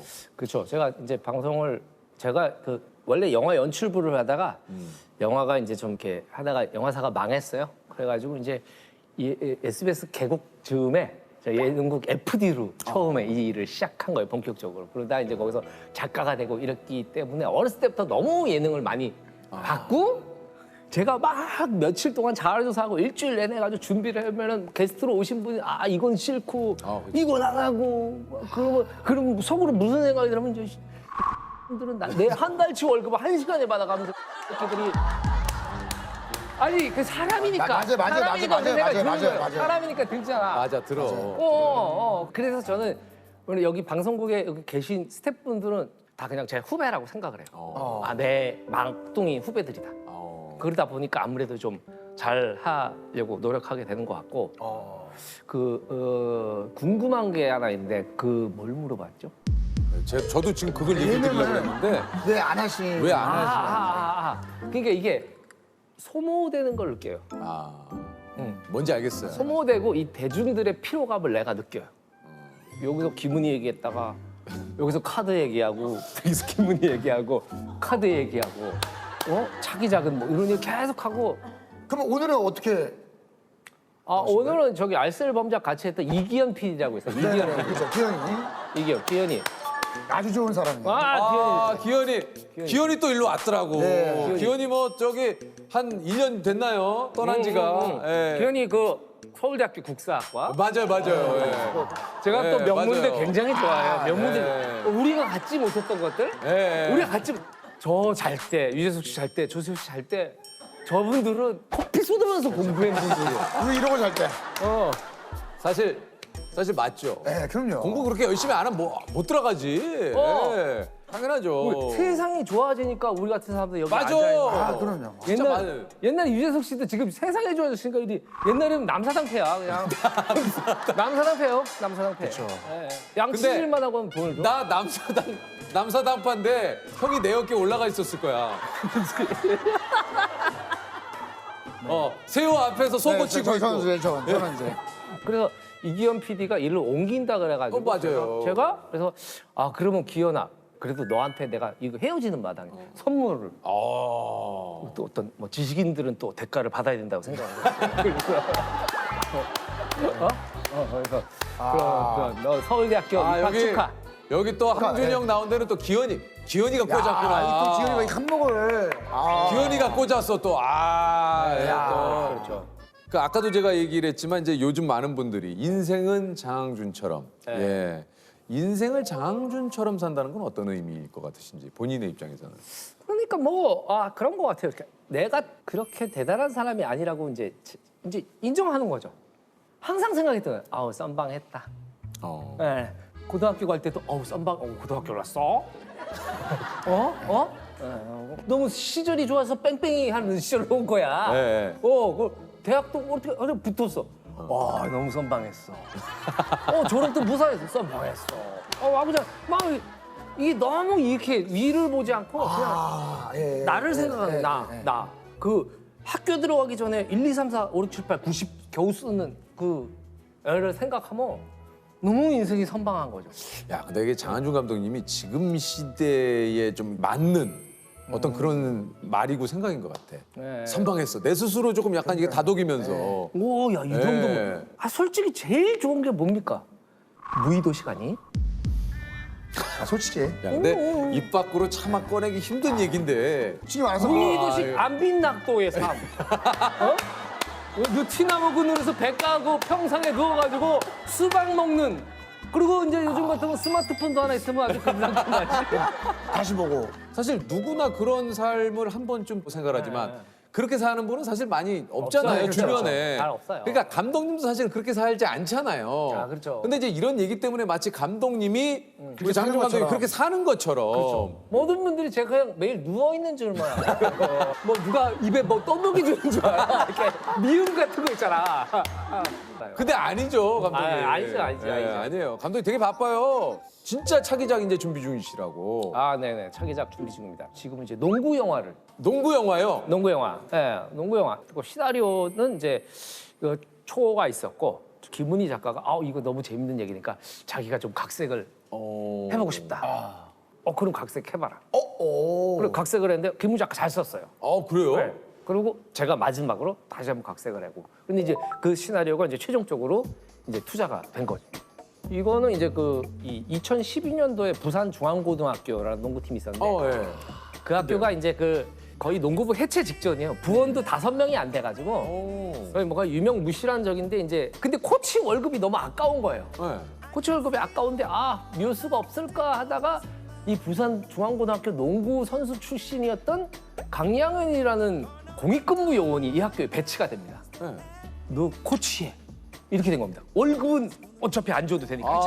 그러네요. 그때부터 부임을 해가지고 공익근무가 끝난 다음에도 이제 이 학교에서 계속 농구부 코치라고 했는데 이제 이 학교가 한 10년 동안 한 번도 예선 통과를 못했던 부산 지역 예선 통과 못했던 학교였는데 그 해에 예선 통과를 해요. 16강, 8강, 4강을 막 올라갑니다. 전국 대회. 이게 보통은 서울에 있는 좀 명문 농구 있죠. 학교들은 기본적으로 선수들이 거의 20명이에요. 그 자원들을 활용해서 계속 교체를 하는데 이 농구팀은 6명으로 출발해가지고 한 명이 예선 때 탈락, 부상 때문에 5명이에요. 그러니까 교체 선수가 없는 거예요. 그래서 이 선수들이 계속 하면서 전국 대회 결승전까지 올라갑니다. 5명이 교체 선수 없이 끝까지 올라. 그건 불가능한 일인데.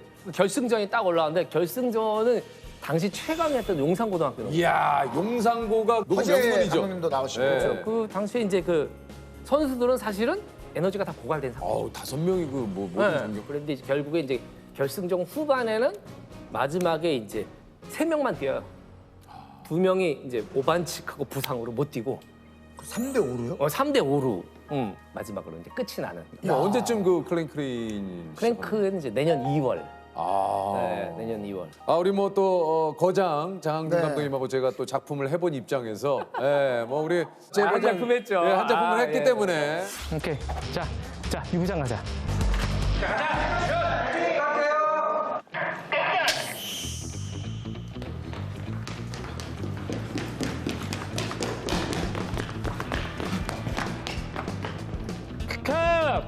네, 좋아요.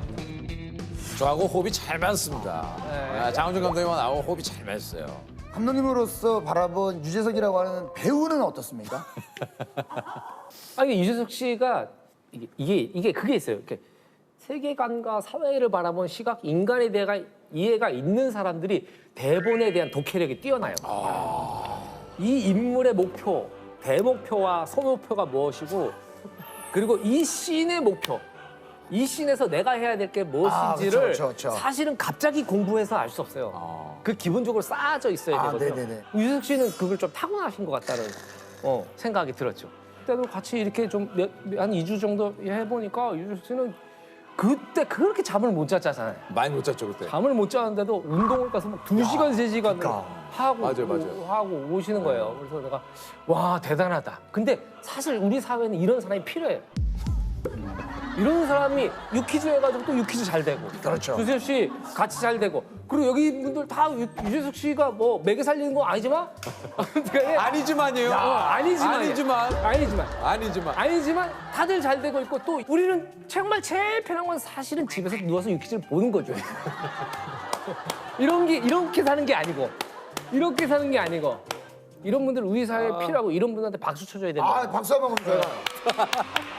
야, 유재석! 박수를. 유재석! 고맙습니다. 이렇게 또 박수를 받으니까 좋네요. 네. 그리고 또 아니 이런 분들이 또 이렇게 경제를 돌리고 또 기부도 많이 하시잖아요. 기부 많이 한다고. 기부를 유재석! 아니 사람들은 근데 감독님. 굉장히 저는 또 유재석 씨의 옆에 있는 한 사람으로서 어디 가면 이제 그런 얘기 많이 해요. 촬영 현장에 가면 광고를 한번 찍으러 갔는데 어떤 감독님이 막 이렇게 막 저한테 열변을 토하시는 거예요. 자기가 유재석 씨를 봤는데 뭐 땀을 흘려야 돼서 물을 뿌릴까 했더니 아니라고 본인이 직접 뛴다고 해서 땀을 막 이렇게 거기서 야 진짜 보통은 이제 땀을 흘리기 위해서 이제 뿌릴 수도 있는데 잠시만요 했더니 본인이 막 이렇게 하면서 막 숨을 헐떡거리고 막 이런 거를 딱 들어올 때도 스태프분들한테 거의 뭐 선거를 3일 앞둔 사람처럼 맞아. 근데 맞아. 그 보조 출연자들 같이 나온 분들 있잖아요. 진짜? 끝나면 그거는- 나 무슨 너 대통령 순방 간 줄 알았는데. 아이 수고하셨습니다. 진짜. 아이고. 감독님이 자기의 또 끝판왕이라고 본인 이름 검색으로 하루를 시작하신다고.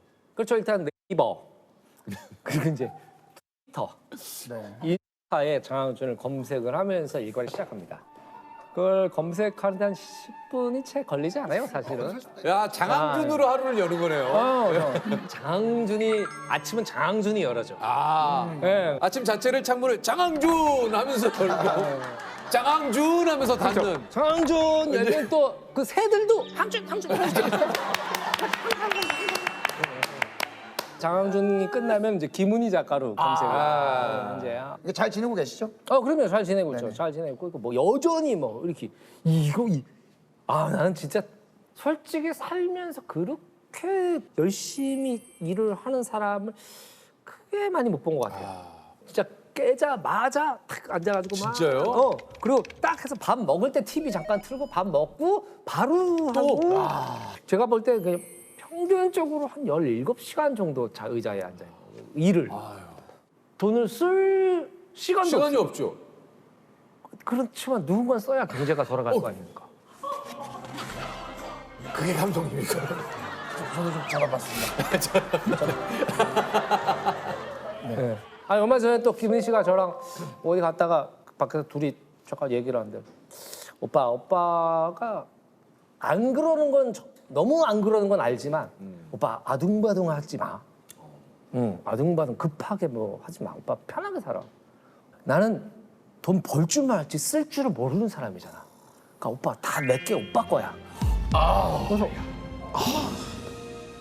그리고 사실은 이 김은희 씨나 저희 딸이나 참 저한테는 과분한 사람들이라고 생각해요. 이게 김은희 씨가 잘 돼서가 아니고 이렇게 은희는 너무 그냥 착하고 해맑았어. 그 나는 그런 게 너무 좋았어. 예, 예. 그리고 김은희 씨를 그렇다고 해서 막 그렇게 사랑하지는 않아요, 솔직히. 좀 무슨 얘기를 솔직히 아니 옛날에는 막 불꽃처럼 예전과 비하면 예전과 비하자면 지금 결혼한 지 20 몇 년이 됐어요. 20 몇 년 누가 사랑합니까? 아니 그러니까 저게 말을 좀 오해 없게끔 잘 정리를 좀 해주세요. 그러면은 그냥 가볍게 아주 가벼운 옛날 이야기이긴 한데 아내분과 따님이 같이 물에 이렇게 빠졌어요. 네. 어느 분을 먼저 구하시겠습니까? 저는 딸을 구하겠습니다. 가마 저희 아내가 빠지면 각 제작사에서 다 구하러 뛰어들 겁니다. 막 UBT 막다 뛰어야 됩니다. 제작사. 작가님한테도 이 질문을 드렸는데 이제 감독님한테도 한번. 그럼 이걸 한번 김은희 작가님께 한번 여쭤보죠. 나를 얼마만큼 사랑해? 이렇게 묻는다면. 누가요? 야.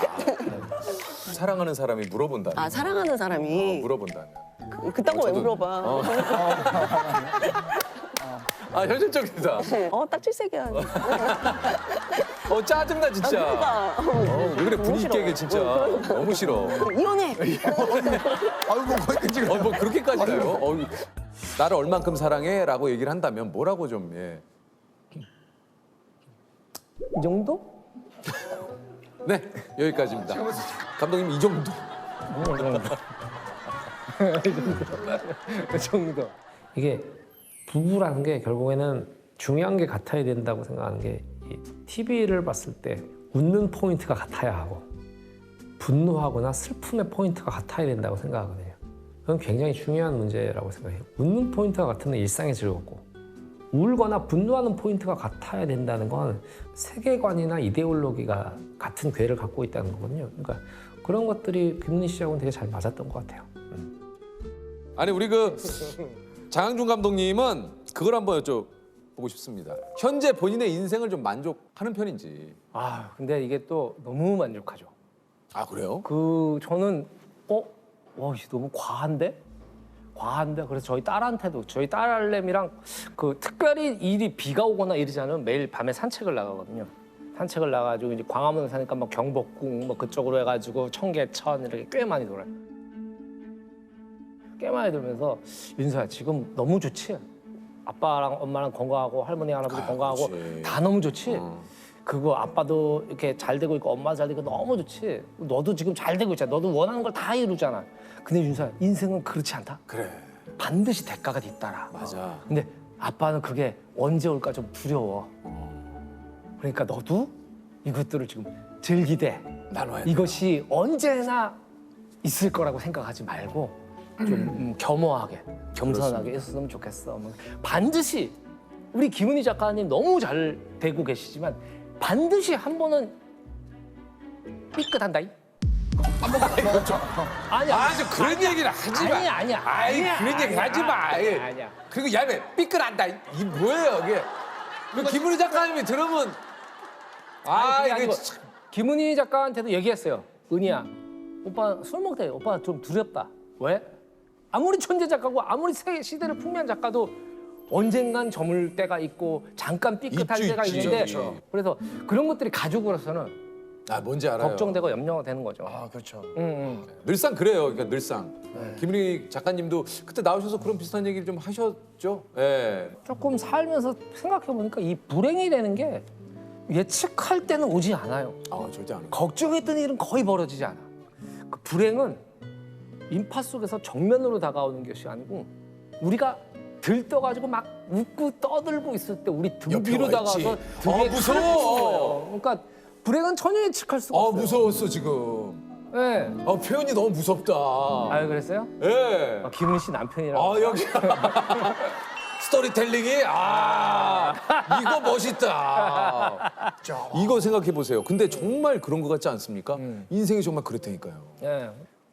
그 축배를 들 때 우리가 IMF를 언제 맞았습니까? 우리가 98년이죠. 97년. 97년인데 94년인가 95년에 OECD 가입해서 우리도 선진국 됐다고. 맞아요. 축배를 터뜨리고 막 거품이 있을 때 우리가 IMF를 맞은 거거든요.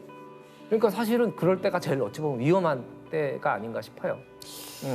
약간 저는 오늘 장항준 감독님이 오셔서 본인 얘기도 해주셨지만 우리들의 어떤 인생 중간 점검 정도를 한번 굉장히 조금 뭐라고 해야 되나 어떤 인문학적으로도 많은 부분에 있어서 다시 한번 좀 근데 조세호 늘상 뭐 여기에 뭐가 있어? 저는 뭘 여기 항상 뭐 항상 여기다가 뭘 이렇게 여기가 저의 어떤 창고입니다. 여기가 제 나름대로의 어떤 많은 것 덕목이나 뭐 많은 것들을 여기다가 쭉쭉 쌓는 건데 오늘 또 감독님께 또 한번 인생을 또 어떻게 다음 스텝을 준비해야 될지를 우리 좀 뭐 공통점을 하나 더 드려볼까요?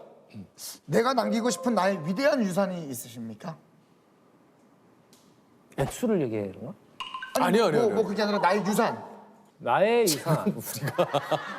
설마 감독님 남기고 싶은 유산을 그 삶에 대한 태도? 이런 것들을 좀 결국에 다 그 태도와 그 마인드에 달린 것 같다는 이제 생각이 들더라고요.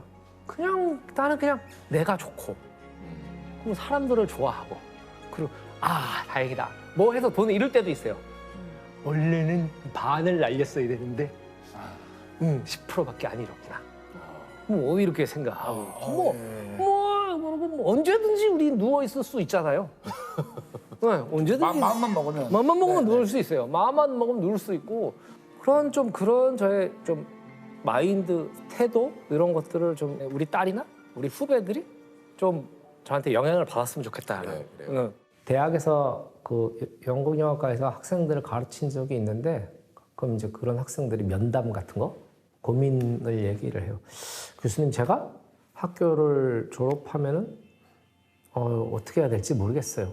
이거는 좀 너무 불안한 일인 것 같은데 좀 안정된 걸 가고 싶은데 거기는 어떻게 가는지도 모르겠고 그렇죠. 진짜 네가 원하는 게 뭐야? 저는 뭐 영화 감독을 이렇게 하고 싶죠. 전 영화 배우로 하고 싶죠. 그럼 뭐 지금까지 너는 부모의 의지대로 살았을 거야. 그러면 앞으로는 시간이 가면 갈수록 점점점 네 의지대로 살기 힘들어져. 결혼을 하게 되면 뭐 가족들, 자녀들에 대한 부양, 이제 뭐 노후도 준비해야 될 거고 그런 와중에 또 부모님은 아프기 시작하고 결국 네 의지대로 사는 기간이 그렇게 길지 않아. 우리가 100년을 살 텐데 네 의지대로 살 수 있는 기간은 딱 10%만 네 의지대로 살 수 있어. 그래도 10분의 1은 인생에서 자기 맘대로 좀 살아봐야 되지 않나? 뭐 그런 얘기들을 학교에서 가끔 상담하면 그런 얘기들을 많이 해줬어요. 기생충 오징어 게임 속 환상적인 음악으로 전 세계 관객들의 귀를 사로잡은 천재 뮤지션이자 월드 클래스 음악 감독 정재일 감독님이십니다. 안녕하세요. 반갑습니다. 직접 소개를 해주시죠. 음악 만드는 정재일이라고 합니다. 1999년 17살 나이에 음악 천재 소년으로 주목받으면서 그룹 긱스,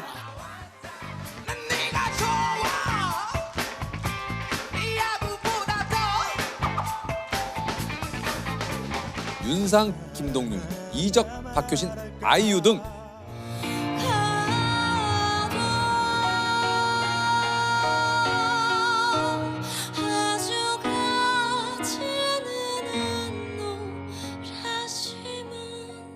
좋았던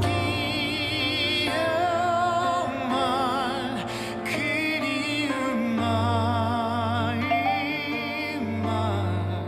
유명 가수분들과의 음악 작업을 통해서 이름을 알립니다. 뿐만 아니라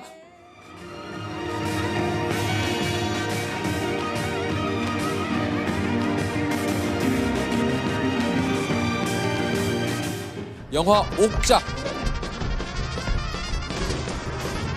기생충,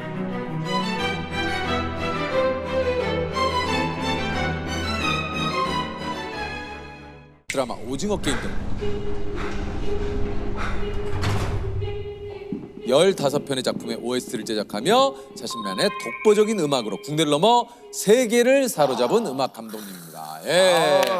뭐 하나 얘기하면 바로 아실 거예요. 빠빠빠빠빠빠빠빠빠빠. 요거 이제 감독님이 만드신 거예요. 맞죠? 맞습니다. 아니 진짜 말 그대로 기생충과 오징어 게임의 음악의 아버지. 봉 감독님한테 제의가 오면은 좀 어떤 순서로 작업을 하게 됩니까? 보통 모든 작품이 비슷할 것 같다고 생각하는데요. 먼저 스크립트를 받고 스크립트를 보고 제 생각을 하고 감독님 생각을 듣고 그다음에 이제 촬영이 들어가면 촬영장도 가보고 거기서 얻은 영감을 바탕으로 편집본이 나오면 이제 화면에 딱 걸맞는 음악을 만들기 시작합니다. 야, 그러면은 예를 들어서 멜로디를 계속 이제 구상을 하시는 거예요, 이렇게 네. 허밍으로요? 보통은 화면을 보면서 제가 즉흥 연주를 합니다. 그걸 보고. 네. 이게 이제 봉 감독님이 또 뭐 여러 가지 뭐 어려운 요구도 많이 좀 하셨다고 그래요. 옥자를 만들 때 인상 깊었던 말씀은 우리 음악은 걸어가다 깡통이 발에 차이는 느낌이어야 한다. 아, 걸어가다가 깡통이 발에 차이는 느낌. 그거 어떤 느낌이에요? 이게 그 어떤 느낌입니까? 이게 잘 모르겠어요. 걸어가다가 발에 깡통이 차이는 거는 우아한 척 걸음을 걷다가도 갑자기 깡통이 발에 치여서 넘어졌다. 네네. 우리 음악은 그렇게 이상해야 된다. 발칸반도 집시 음악이 어울리지 않을까. 좀 촌스럽기도 하고 웃기기도 하지만 동시에 슬프기도 한 음악.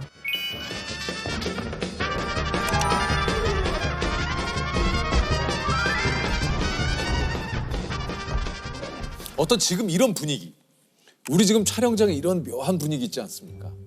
뭔가 뭐 기대감 내지는 약간의 뭐 이런 또 이런 느낌을 예를 들어 음악으로 조금 표현해달라. 이런 것도 지금 이제 감독님이 의뢰를 받으면 하시는 거잖아요. 해야 합니다. 해야 합니다. 예. 오, 그렇지. 이런 거예요. 그냥 하는 겁니다. 말씀만 그냥 듣고. 그러니까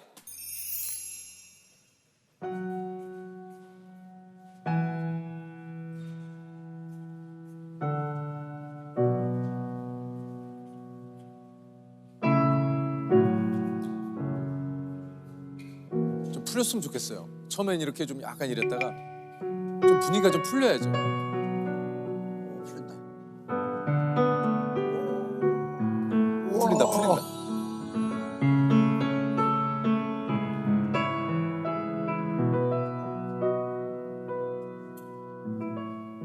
자, 좀 무르익어 주세요.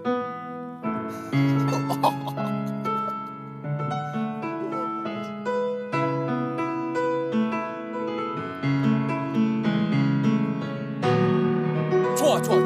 치다 갔다가 이제 헤어짐이 다가오고 있어요. 아쉬워. 와. 언제 만날지 모르지만 다시 또 만나고 싶은.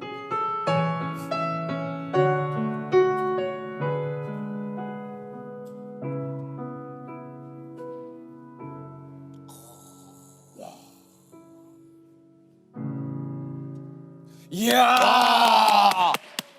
와, 아니 이거. 야, 이거 그냥 즉흥으로 만드신 거죠 지금? 그렇긴 하죠. 야, 이래서 봉준호 감독님하고 이렇게 막 예? 와, 감사합니다. 와. 정말 만나보시겠어요? I'm deadly serious. 믿는 사람 소개로 연결. 이게 베스트인 것 같아요. 일종의 뭐랄까 믿음의 벨트? 기택, 그러니까 송강호 그 씨의 가족분들이 이제 이정은 씨를 집안에서 몰아낼 때 그 쓰였던 음악이 바로 그 음악이라면서요.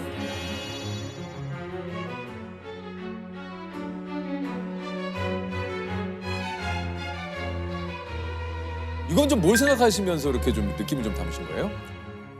일단 가장 중요한 디렉션은 이 영화가 이제 한 단계 도약하는 부분이기도 하잖아요. 그래서 상황이 이제 네, 바뀌니까 이제 그죠? 다 침투를 완료가 됐다. 네. 예. 굉장히 우아한 바로크 스타일의 형식을 취하되 뭔가 어딘가 어설프고 가짜 같고 그리고 뭔가 불안함이 좀 깔려 있어요. 네, 불안함. 예, 그죠.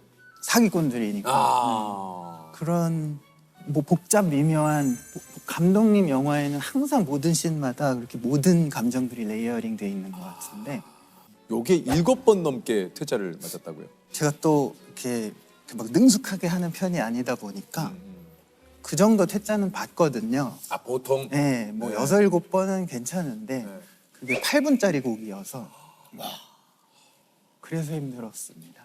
그러다가 요게 딱 나왔을 때 감독님이 뭐라고 하시던가요? 그렇게 막 좋아하셨던 것 같지는 않아요. 이 정도면 뭐, 이거다 뭐 이런 거 없습니까? 아 그거보다도 그냥 뭐 알았다 뭐 이걸로 하자 뭐 이런 느낌. 아니 그 저 봉준호 감독님이 한 인터뷰에서 이제 정재일 감독님에 대해서 이런 얘기를 하셨어요. 정재일은 지구상에서 가장 섬세한 사람입니다. 정재일은 그 음악 감독으로서 제가 원하는 걸 다 해줍니다. 그럼 된 거 아닌가요? 이거보다 더한 칭찬이 있을까요? 예? 없을 것 같아요. 없을 것 같아요. 천재가 인정한 천재 아닙니까? 천재라기보다 그 말씀에는 근면하다 그런 뜻이 더 있지 않았을까 싶고요. 섬세하면은 봉 감독님이 저보다 한 1000배는 섬세하시기 때문에 뭐 얼마나 공인은 섬세한? 잘 못- 저희가 보기에도 저 감독님 오늘 처음 뵀지만 되게 섬세한 느낌이 좀 예? 세세하게 드는데도 불구하고 감독님이 보는 봉 감독님은 그보다 1000배 섬세하다. 그죠.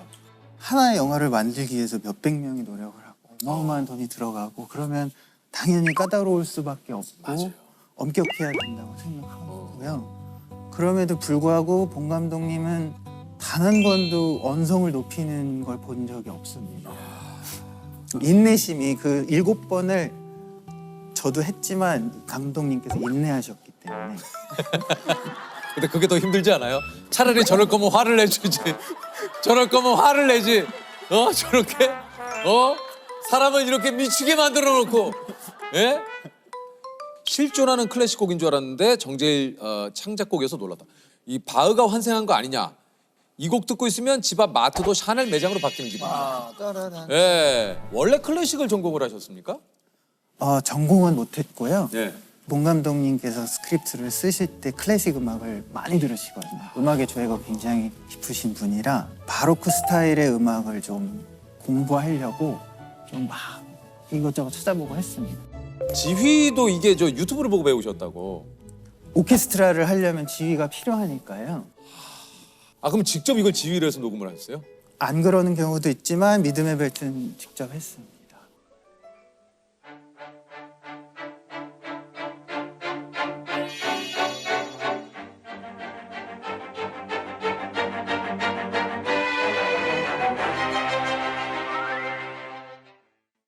아니 그 저 두 분이 또 영화 작업을 이번에 하세요?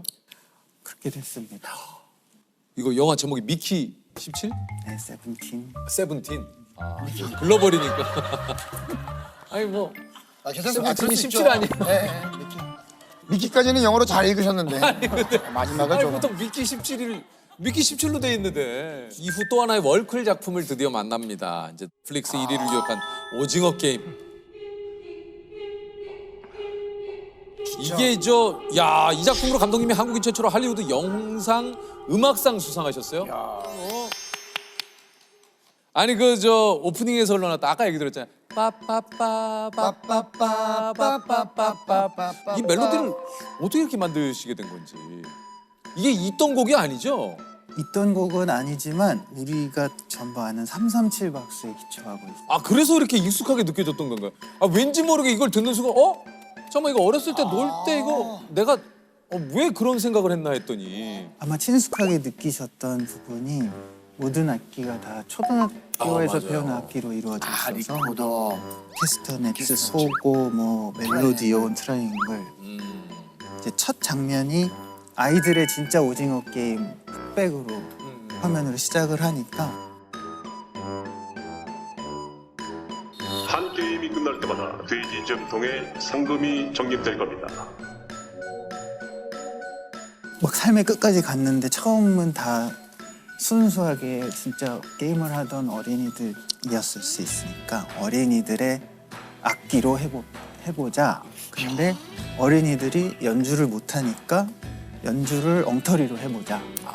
그럼 기괴하지도 않을까? 이런 생각에서 좀 기괴할 수 있겠다. 네. 노스텔직하면서 기괴하게. 아니 이게 이 리코더 멜로디는 감독님이 직접 부셨다고 그래요. 네. 요거 들었을 때 황 감독님은 좀 뭐라고 얘기를 하시던가요? 그 씬을 위해서 버전이 그때도 한 6개가 있었습니다. 오프닝 씬이기 때문에. 이것은 저기 묵혀두던 곡이었거든요. 왜냐하면 약간 엉터리 같고 기괴하고 약간 B급스러운 느낌이 좋긴 한데 우리가 오프닝 곡을 이런 걸 써도 될까 좀 고민을 약하다. 많이 하셨습니다. 뭔지 알겠다. 훨씬 진지한 음악이 있었거든요. 근데 이거를 마지막에 픽을 하셨어요. 마지막까지 고민을 하시다가 아니다, 우리는 유니크함으로 가야 되겠다. 그래서 이걸 선택을 하셨군요. 요 오늘 특별히 기생충하고 이제 오징어 게임 OST 요걸 이제 피아노 연주로 한번 좀 들려주시겠다고 하거든요. 한번 좀 박수로 한번 저희가. 오징어 게임.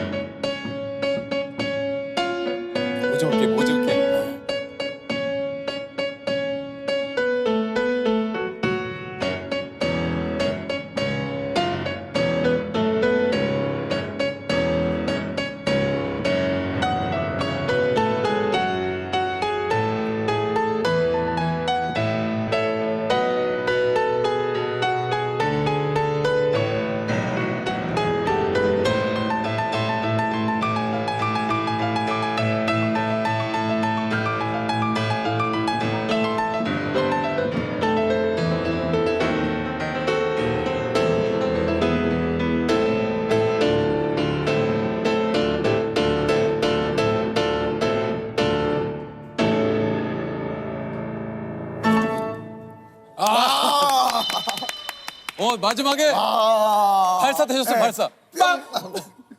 야. 이게 그 피아노를 4살 때. 네, 어머니께서 시켜주셔가지고 감사하게. 근데 어디선가 한상원 씨가 어디서 보고 발굴하셨다고 제가 얘기 들었거든요. 네. 그 재즈 아카데미라는 학원이 있었어요. 근데 그 중학교 2학년 때 기타리스트 한상원 선생님을 뵙게 되고. 그러니까 정재희 씨가 연습하는 걸 보시고는 중학생인데.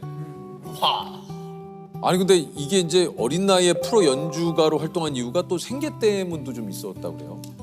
뭐 집안이 넉넉하진 않았어요. 근데 중학생이 돈을 벌 수 있는 게 없지 않습니까? 없죠. 그래서 한상원 선생님과 같은 분들께서 기회를 줬을 때 그 기회를 잡을 수밖에 없었어요. 좀 상황은 많이 안 좋았었던 것 같거든요. 하여튼 뭔가 필요했어요. 그 가장 역할이. 그런데 그 나이에 돈을 벌 수가 없잖아요. 신문 돌리는 거 말고는. 그런 걱정이 계속 같이 있었죠. 학원을 못 다닐 수도 있고. 그런데 아르바이트가 주어졌고 경제적인 면에서도 그 기회를 놓칠 수가 없었죠. 재즈 아카데미를 다니면서 일을 하기 시작했어요. 아주 사소한 일, 뭐 가요 편곡 작업 혹은 세션 작업을 할 기회가 아주 간간히 생겼었어요. 그때부터 말하자면 돈 받고 음악을 할 수 있는 길을 발견한 거고, 일단 고등학교도 안 갔고 대학도 안 갔으니까 못 갔으니까 더 절박하게 학습하고 기회를 찾아다닐 수밖에 없었고, 음악은 저한테 생존이고 저의 삶이. 아니 이게 저 감독님이 2018년 남북 정상회담 환송 공연 하나의 봄을 기획을 했고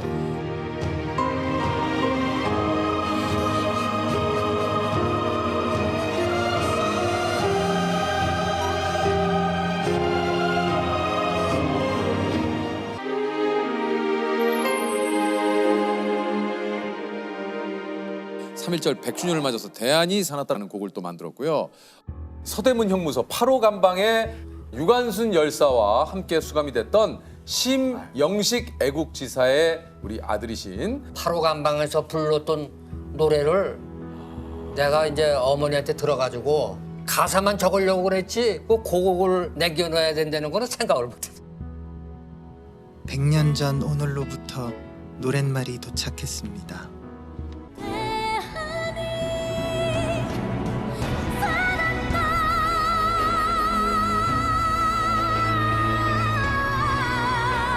전중이 일곱이 진흙색 일복 입고 피눈물로 기도했네. 피눈물로 기도했네. 5.18 민주화 운동 40주년을 맞아 내 정은 청산이요라는 헌정음악도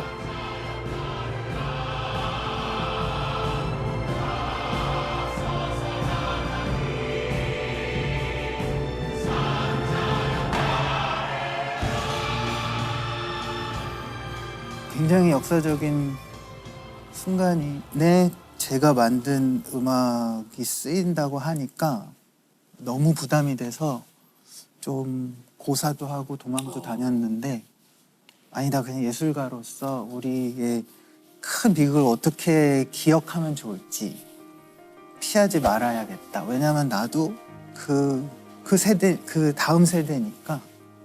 그래서 큰 아픔들이나 큰 일들 앞에서 이것을 어떻게 우리는 받아들이고 그냥 시민으로서 어떻게 해야 될 것인가를 생각했을 때 계속해서 기억해야 된다고 저는 제일 중요하게 생각이 들었던 것 같고요. 예술가로서 어떤 태도를 가져야 할지 좀 공부를 많이 하게 된 프로젝트였습니다. 저는 예술이 참 어떨 때 무력하다고 느끼거든요. 그런데 예술은 사람 마음을 만져줄 수 있고 한 개인의 마음을 만져줄 수 있고 그 예술에 의해 감동받은 영혼들이 세상을 바꿀 것이다. 그렇기 때문에 나는 어루만져주는 역할만이라도 할 수 있겠다. 그러려면 일단은 시작은 잊지 않아야 된다.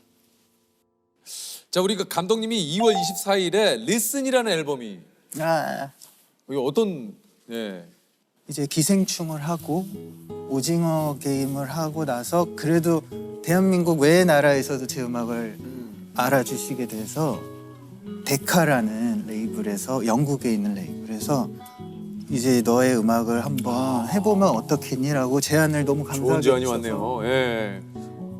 내가 할 수 있을까 이런 마음으로 하나 만들어 보게 됐습니다. 오늘 그 리슨 앨범의 곡을 저희 그 또 유키즈에서 한번 좀 감독님이 직접 그러면 이번에 이제 노래도 함께 불러주시는 겁니까? 피아노 연주곡으로만. 피아노 연주곡. 송라이트. 연주곡입니다. 연주곡. 리슨. 자, 한번 박수로 청해서 한번 들어볼게요.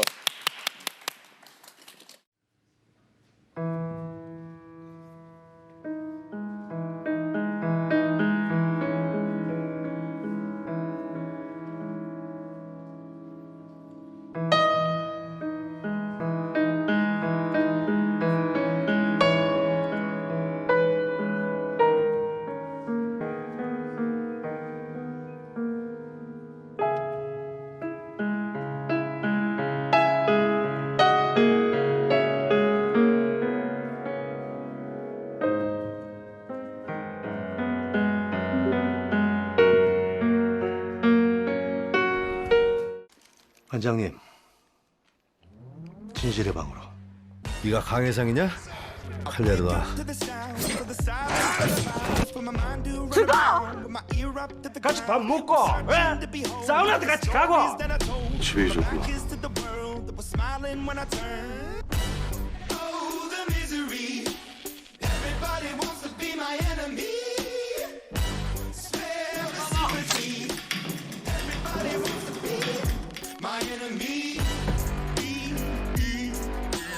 아이고. 안녕하세요. 아유, 대표님 오랜만에 뵙네. 아유. 반갑습니다. 아이고. 오랜만에. 반갑습니다. 아유, 잘 지냈어요? 네, 잘 지냈습니다. 아주 잘. 자, 제가 소개를 좀 드리겠습니다. 왕의 남자, 범죄 도시로 천만 관객을 사로잡은 충무로의 미다스손 영화 제작자 장원석 대표님이십니다. 아유, 안녕하세요.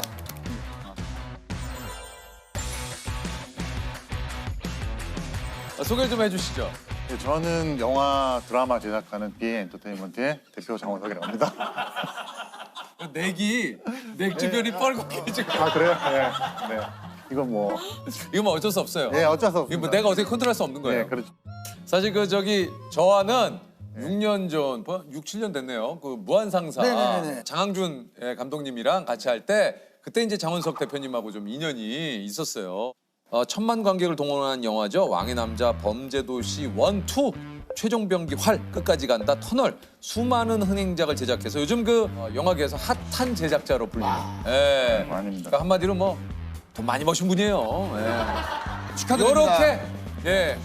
요렇게 유퀴즈 영화 제작자가 나오신 건 처음인 것 같아요. 그리고 영화를 제작한다라고는 이제 대충 알지만 도대체 어떤 일들을 좀 하시는지. 시나리오 개발부터 개봉까지 거의 모든 일을 총괄하는 일을 하고 있고요. 그렇죠. 쉽게 생각하면 제작비, 돈과 관련된 돈을 끌어오고. 네, 돈과 관련된 일은 거의 다 제가 관여를 하고 있고 배우분들이랑 같이 시나리오 기획해서 이런 이야기를 하자 그래서 시나리오를 개발하고 감독님 섭외하고 주인공을 어떤 분으로 할까 거기까지를 패키징이라고 하거든요. 그 패키징을 하고 나면 이제 투자를 유치하고 나면은 스텝진들을 어떻게 구성하고 개봉 일정 정해서 개봉하는 뭐 그런 일을 하고 있습니다.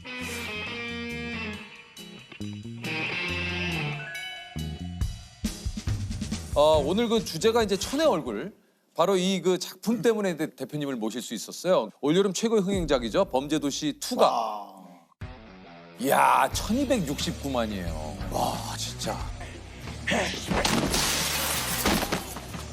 마동석 형님의 이제 압도적인 어떤 피지컬에서 나오는 어떤 좀 시원함을 느끼는 그런 씬들이 이게 좀 굉장히 진짜 카타르시스를 좀 느끼게 돼요. 맞아요. 우리나라식의 약간 히어로물. 네네네. 이렇게 잘 될 줄 아셨습니까?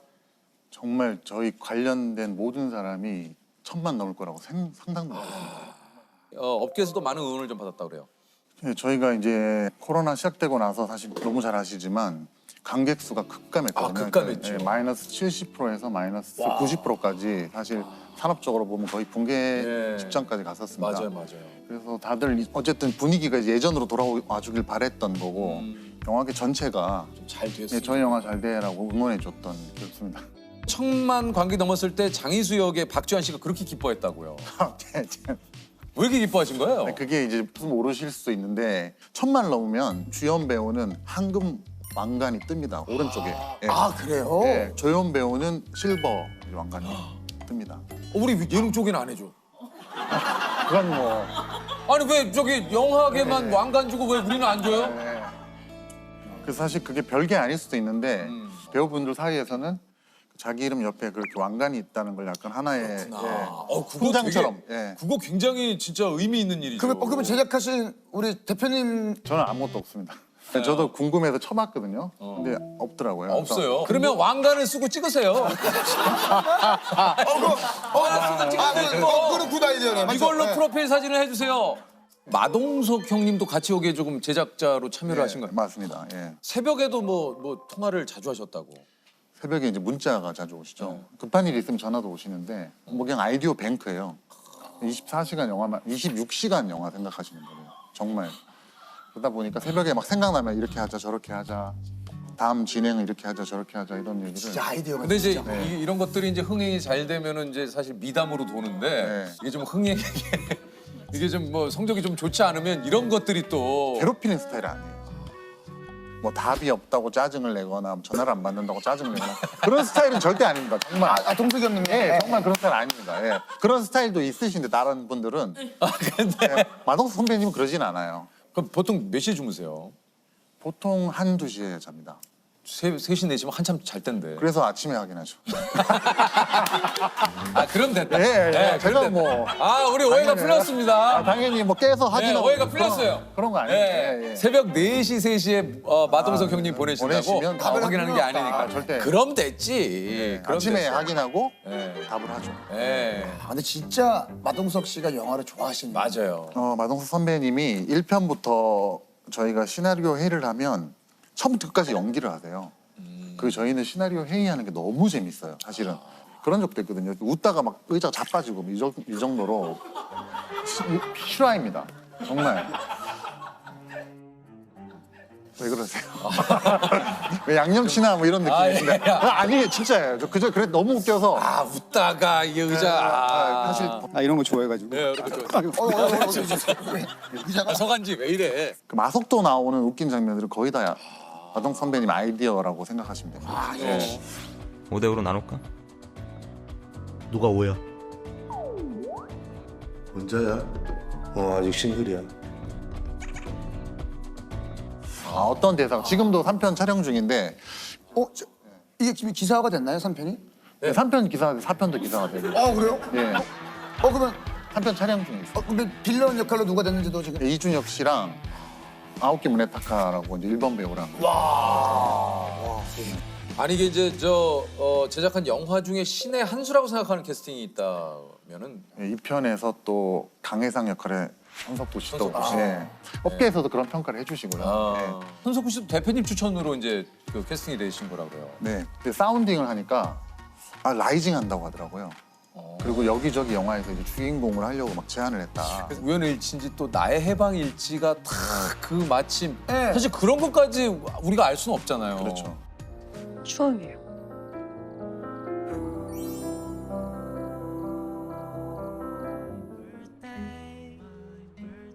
잘생기지 않았냐? 나 이제 추앙 잘하지 않냐? 그때 너무 기분 좋지 않으셨어요? 너무 기분 좋았어요. 정말 마침 개봉을 앞두고 이거 진짜 신께서 도와주시는 건가? 절대 계산할 수 없거든요. 저희가 이걸 어떻게 계산을 해요? 손석구 씨는 연기도 연기지만 그 진짜 뭔가 그 섹시함이 있어요. 네, 그 제가 기억에 남는 뉴스의 한 장면이 뉴스가 아니고 뉴스. 네. 의자가 아니고 의자. 이렇게 되면 캐스팅이 불발될 확률이 높습니까? 100%.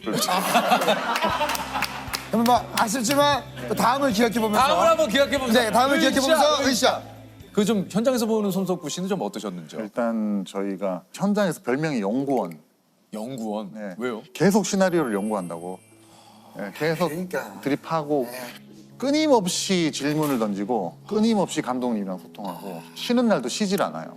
예를 들면 원래 베트남 분량을 먼저 찍으려고 했는데 코로나 때문에 저희가 입국해서 추방당했거든요. 추방을 당했어요? 예, 쫓겨나다시피 이제 그럼 이거 나와서 제작비 손해가 제가 10억 오버했었습니다. 예. 갔다가 넘어온 거죠.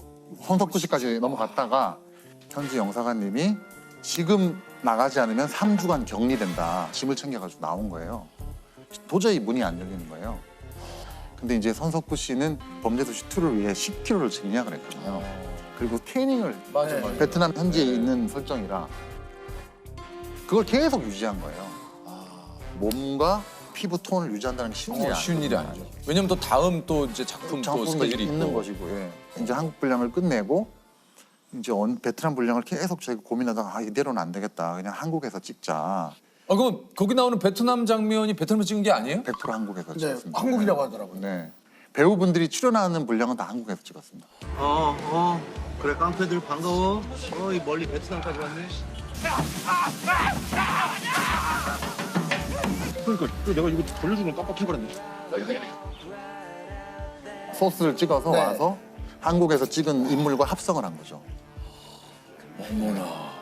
아니 근데 이게 다른 거보다 제작자 입장에서 10억의 손해를 안고 시작을 하는 이게 상당히 좀 부담이 많이 되셨을 것 같은데요. 어떻습니까? 그 10억의 손해. 네. 예. 없었으면 좋았을 일이 아닙니다. 이왕이면 이게 BEP가 저희가 여쭤본 거는 이제 그 손해를 어느 정도 더 훨씬 상해를 하게 이렇게 했느냐. 제작자들의 첫 번째 총목표는 이제 BEP를 넘는 겁니다. 그렇죠. 이제 BEP는 이제 손익분기점이죠. 그게 제일 중요하죠. 예. 제작비가 높을수록 손익분기점이 높아지니까 만약에 저희가 그 10억을 쓰지 않았다면 BEP는 더 낮아졌겠죠. 근데 결과적으로 범죄도시 2의 결과는 흥행 결과는 그런 게 이제 무의미한 정도로 그 손익분기점이 지금 범죄도시 2 같은 경우에는 어느 정도였습니까? 저희는 사실 200만이었습니다. 네. 5배를. 기본적으로 200만의 관객은 오셔야 손해는 안 보는 거고. 네. 손익분기점이 200만이잖아요. 네. 근데 영화를 개봉을 했는데 뭐 어떻게 하다 보면 한 7만 들었어요. 네. 그러면 만약에. 손해가 그러면 이제 어떻게 지금 어떻게 대표님은 어떻게 계시는 겁니까? 만약 그렇게 됐으면. 쉽게 찾을 수 없는 것은 있잖아요. 쉽게 찾을 수. 저희는 매주 프로그램을 하니까 이번 주 성적표가 안 좋으면 뭐 조심스럽게 다음 주를 조금 뭐 기다려 본다든가 이게 되는데 우리 제작진도 힘들어. 일주일 동안 거의 죄인처럼 살아요. 물론 이제 그 조셉이 잘 몰라서 그렇지. 조셉은 딴 프로 해도 되지만 이 일주일 내내 제작진은 이 프로만 하니까 거의 일주일 내내 TVN 소개실에서 죄인처럼 지낸다고. 제 얘기는 그게 아니라 그게 아니라 지금 우리 제작진 입장을 생각해 보란 얘기야. 야, 이 개봉 날짜부터는 막 심장이 두근두근 이거 개봉 거리죠. 전날은 진짜 어떠세요? 뭐 예를 들면 범죄도시 1편 개봉할 때는 한 2시간 반 자다가 악몽을 꾸고 소리를 지르면서 깼습니다.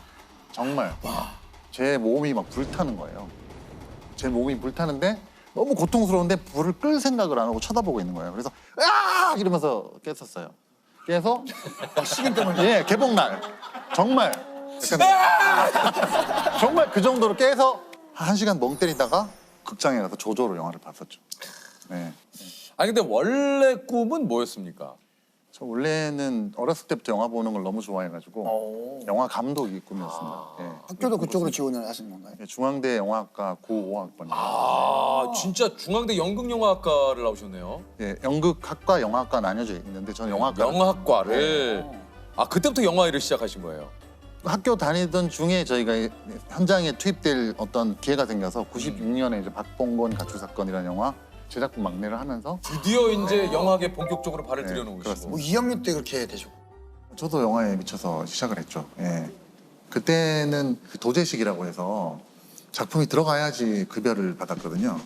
작품이 들어가지 않으면 페이를 안 받았어요. 그 감독님 밑에서 연출부 생활을 해도 밥은 주는데 페이를 주지 않았어요. 임금을 주지 않았어요. 그래서 그렇게 작품 몇 작품이 엎어지다 보니까 너무 힘들더라고요. 타글세라고 하잖아요. 10만 원, 월 10만 원 내는 방에서 굶지 않으면 된다고 생각했어요. 굶지만 않으면 내가 하고 싶은 일을 할 거야 이런 생각을 했어요. 대표님 이름이 이제 본격적으로 알려지게 된 건 어떤 작품입니까?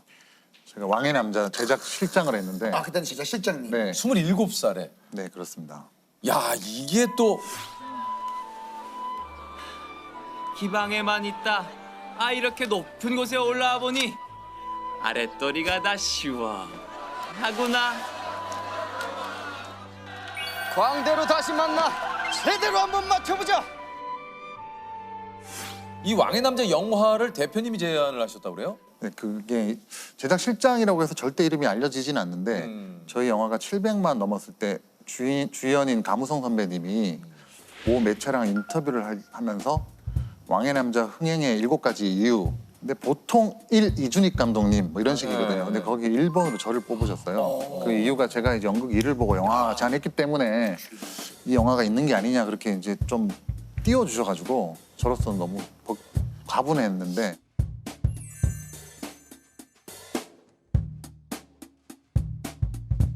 장원석 제작 실장 이렇게 해가지고 대단하시네. 그때 이제 충무로서 장원석이 누구야 이러면서 좀 제 이름이 아니 그 저 대표님이 발굴한 작품이 이제 국내 사극 영화 최초 1000만 관객. 그때 기분은 좀 어떠셨는지. 그때 당시 2005년입니다. 2005년, 2006년에는 1000만 영화가 정말 기적 같은 사실 이게 말이 안 되거든요. 그렇죠, 맞아요. 한 영화를 국민의 4분의 1이 본다, 5분의 1이 본다. 이건 말이 안 되는 일이잖아요. 환희? 말로 표현을 못 하겠습니다. 저도 주요 멤버로서 다음에 저런 경험을 하고 싶다. 그 뒤로 제가 이제 빠르게 제작자가 돼서 그로부터 4년 동안 계속 제작 준비만. 제작 준비를 하죠. 네.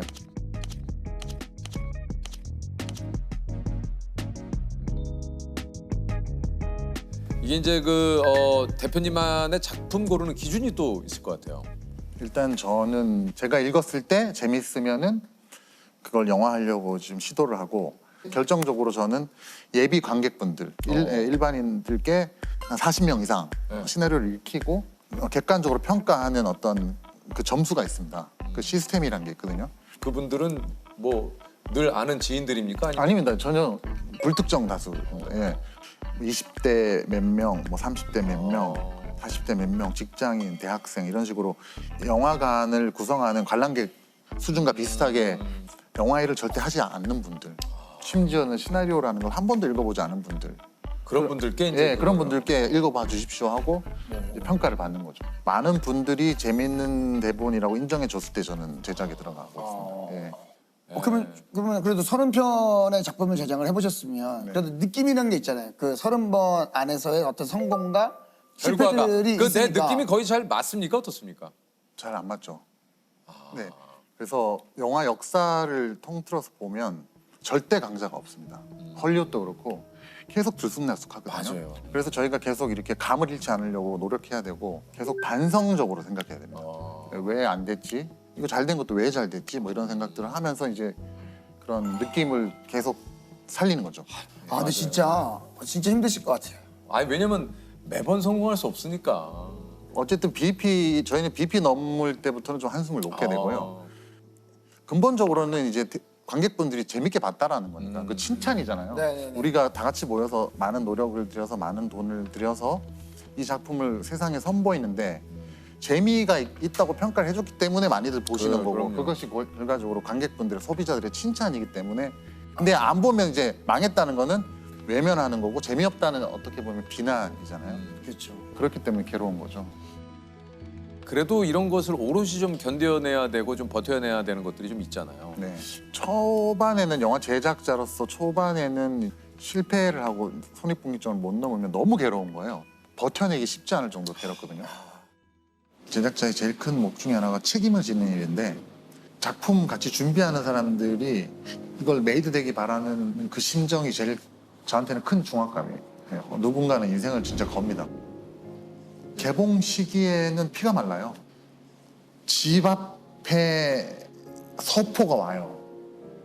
근데 이게 폭탄일 수도 있고 내가 바라는 선물일 수도 있어. 그 딱 두 가지 가능성이 있어요. 그러면은 안 뜯을 수 있냐? 무조건 뜯어야 돼요. 개봉일이 정해지면. 포장지를 딱 뜯어봐야지 이게 폭탄인지 선물인지 알잖아요. 그게 개봉을 앞둔 어떤 우리의 심정이라고 해야 되나? 손익분기점을 넘겨야 된다는 중압감. 많은 사람들이 피와 땀, 이게 어떤 다른 상징이잖아요. 그런 것들이 있으니까 좀 버티는 게 아닌가 저는. 네.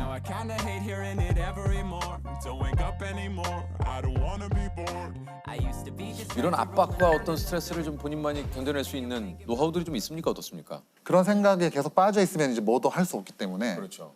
탈출할 수 있는 가장 손쉬운 방법은 차기작에 몰두하는 겁니다. 예.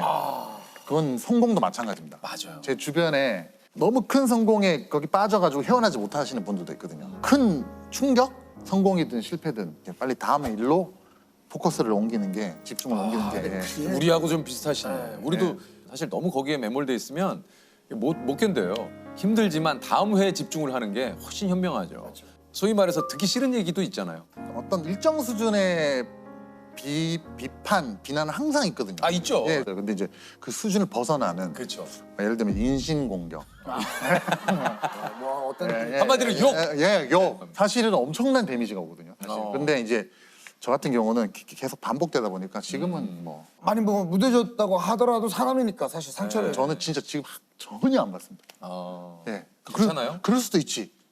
조금 저는 범죄도 추가 약간 지루한 면도 조금 있긴 그럴 하더라. 수도 있죠. 그럴 수 있어요? 그러신 분도 있어요. 이건 제작자보다 배우들이 살린 거 아님? 지금 방금 약간 흔들리셨는데. 무슨 말씀? 욕보다 칭찬이 낫죠. 욕보다는 칭찬이 훨씬. 돈 아깝다 이럴 때가 제일, 그런 얘기 들을 때가 제일 마음이 상하거든요. 돈은 곧 가치라고 생각하거든요. 돈이라고 저는 생각하지 않아요. 사실 기꺼이 볼 가치가 있으면은 사람들은 자기 돈을 쓰거든요. 그 똑같은 그 값어치만큼 제가 이제 돌려줄 때 그 순간이 이제 제작자로서 첫 번째 이제 책무를 다하는 거라고 저는 생각하거든요. 이거 볼만하지 않냐? 뭐 또 보자, 뭐 추천하고 이런 거 있잖아요.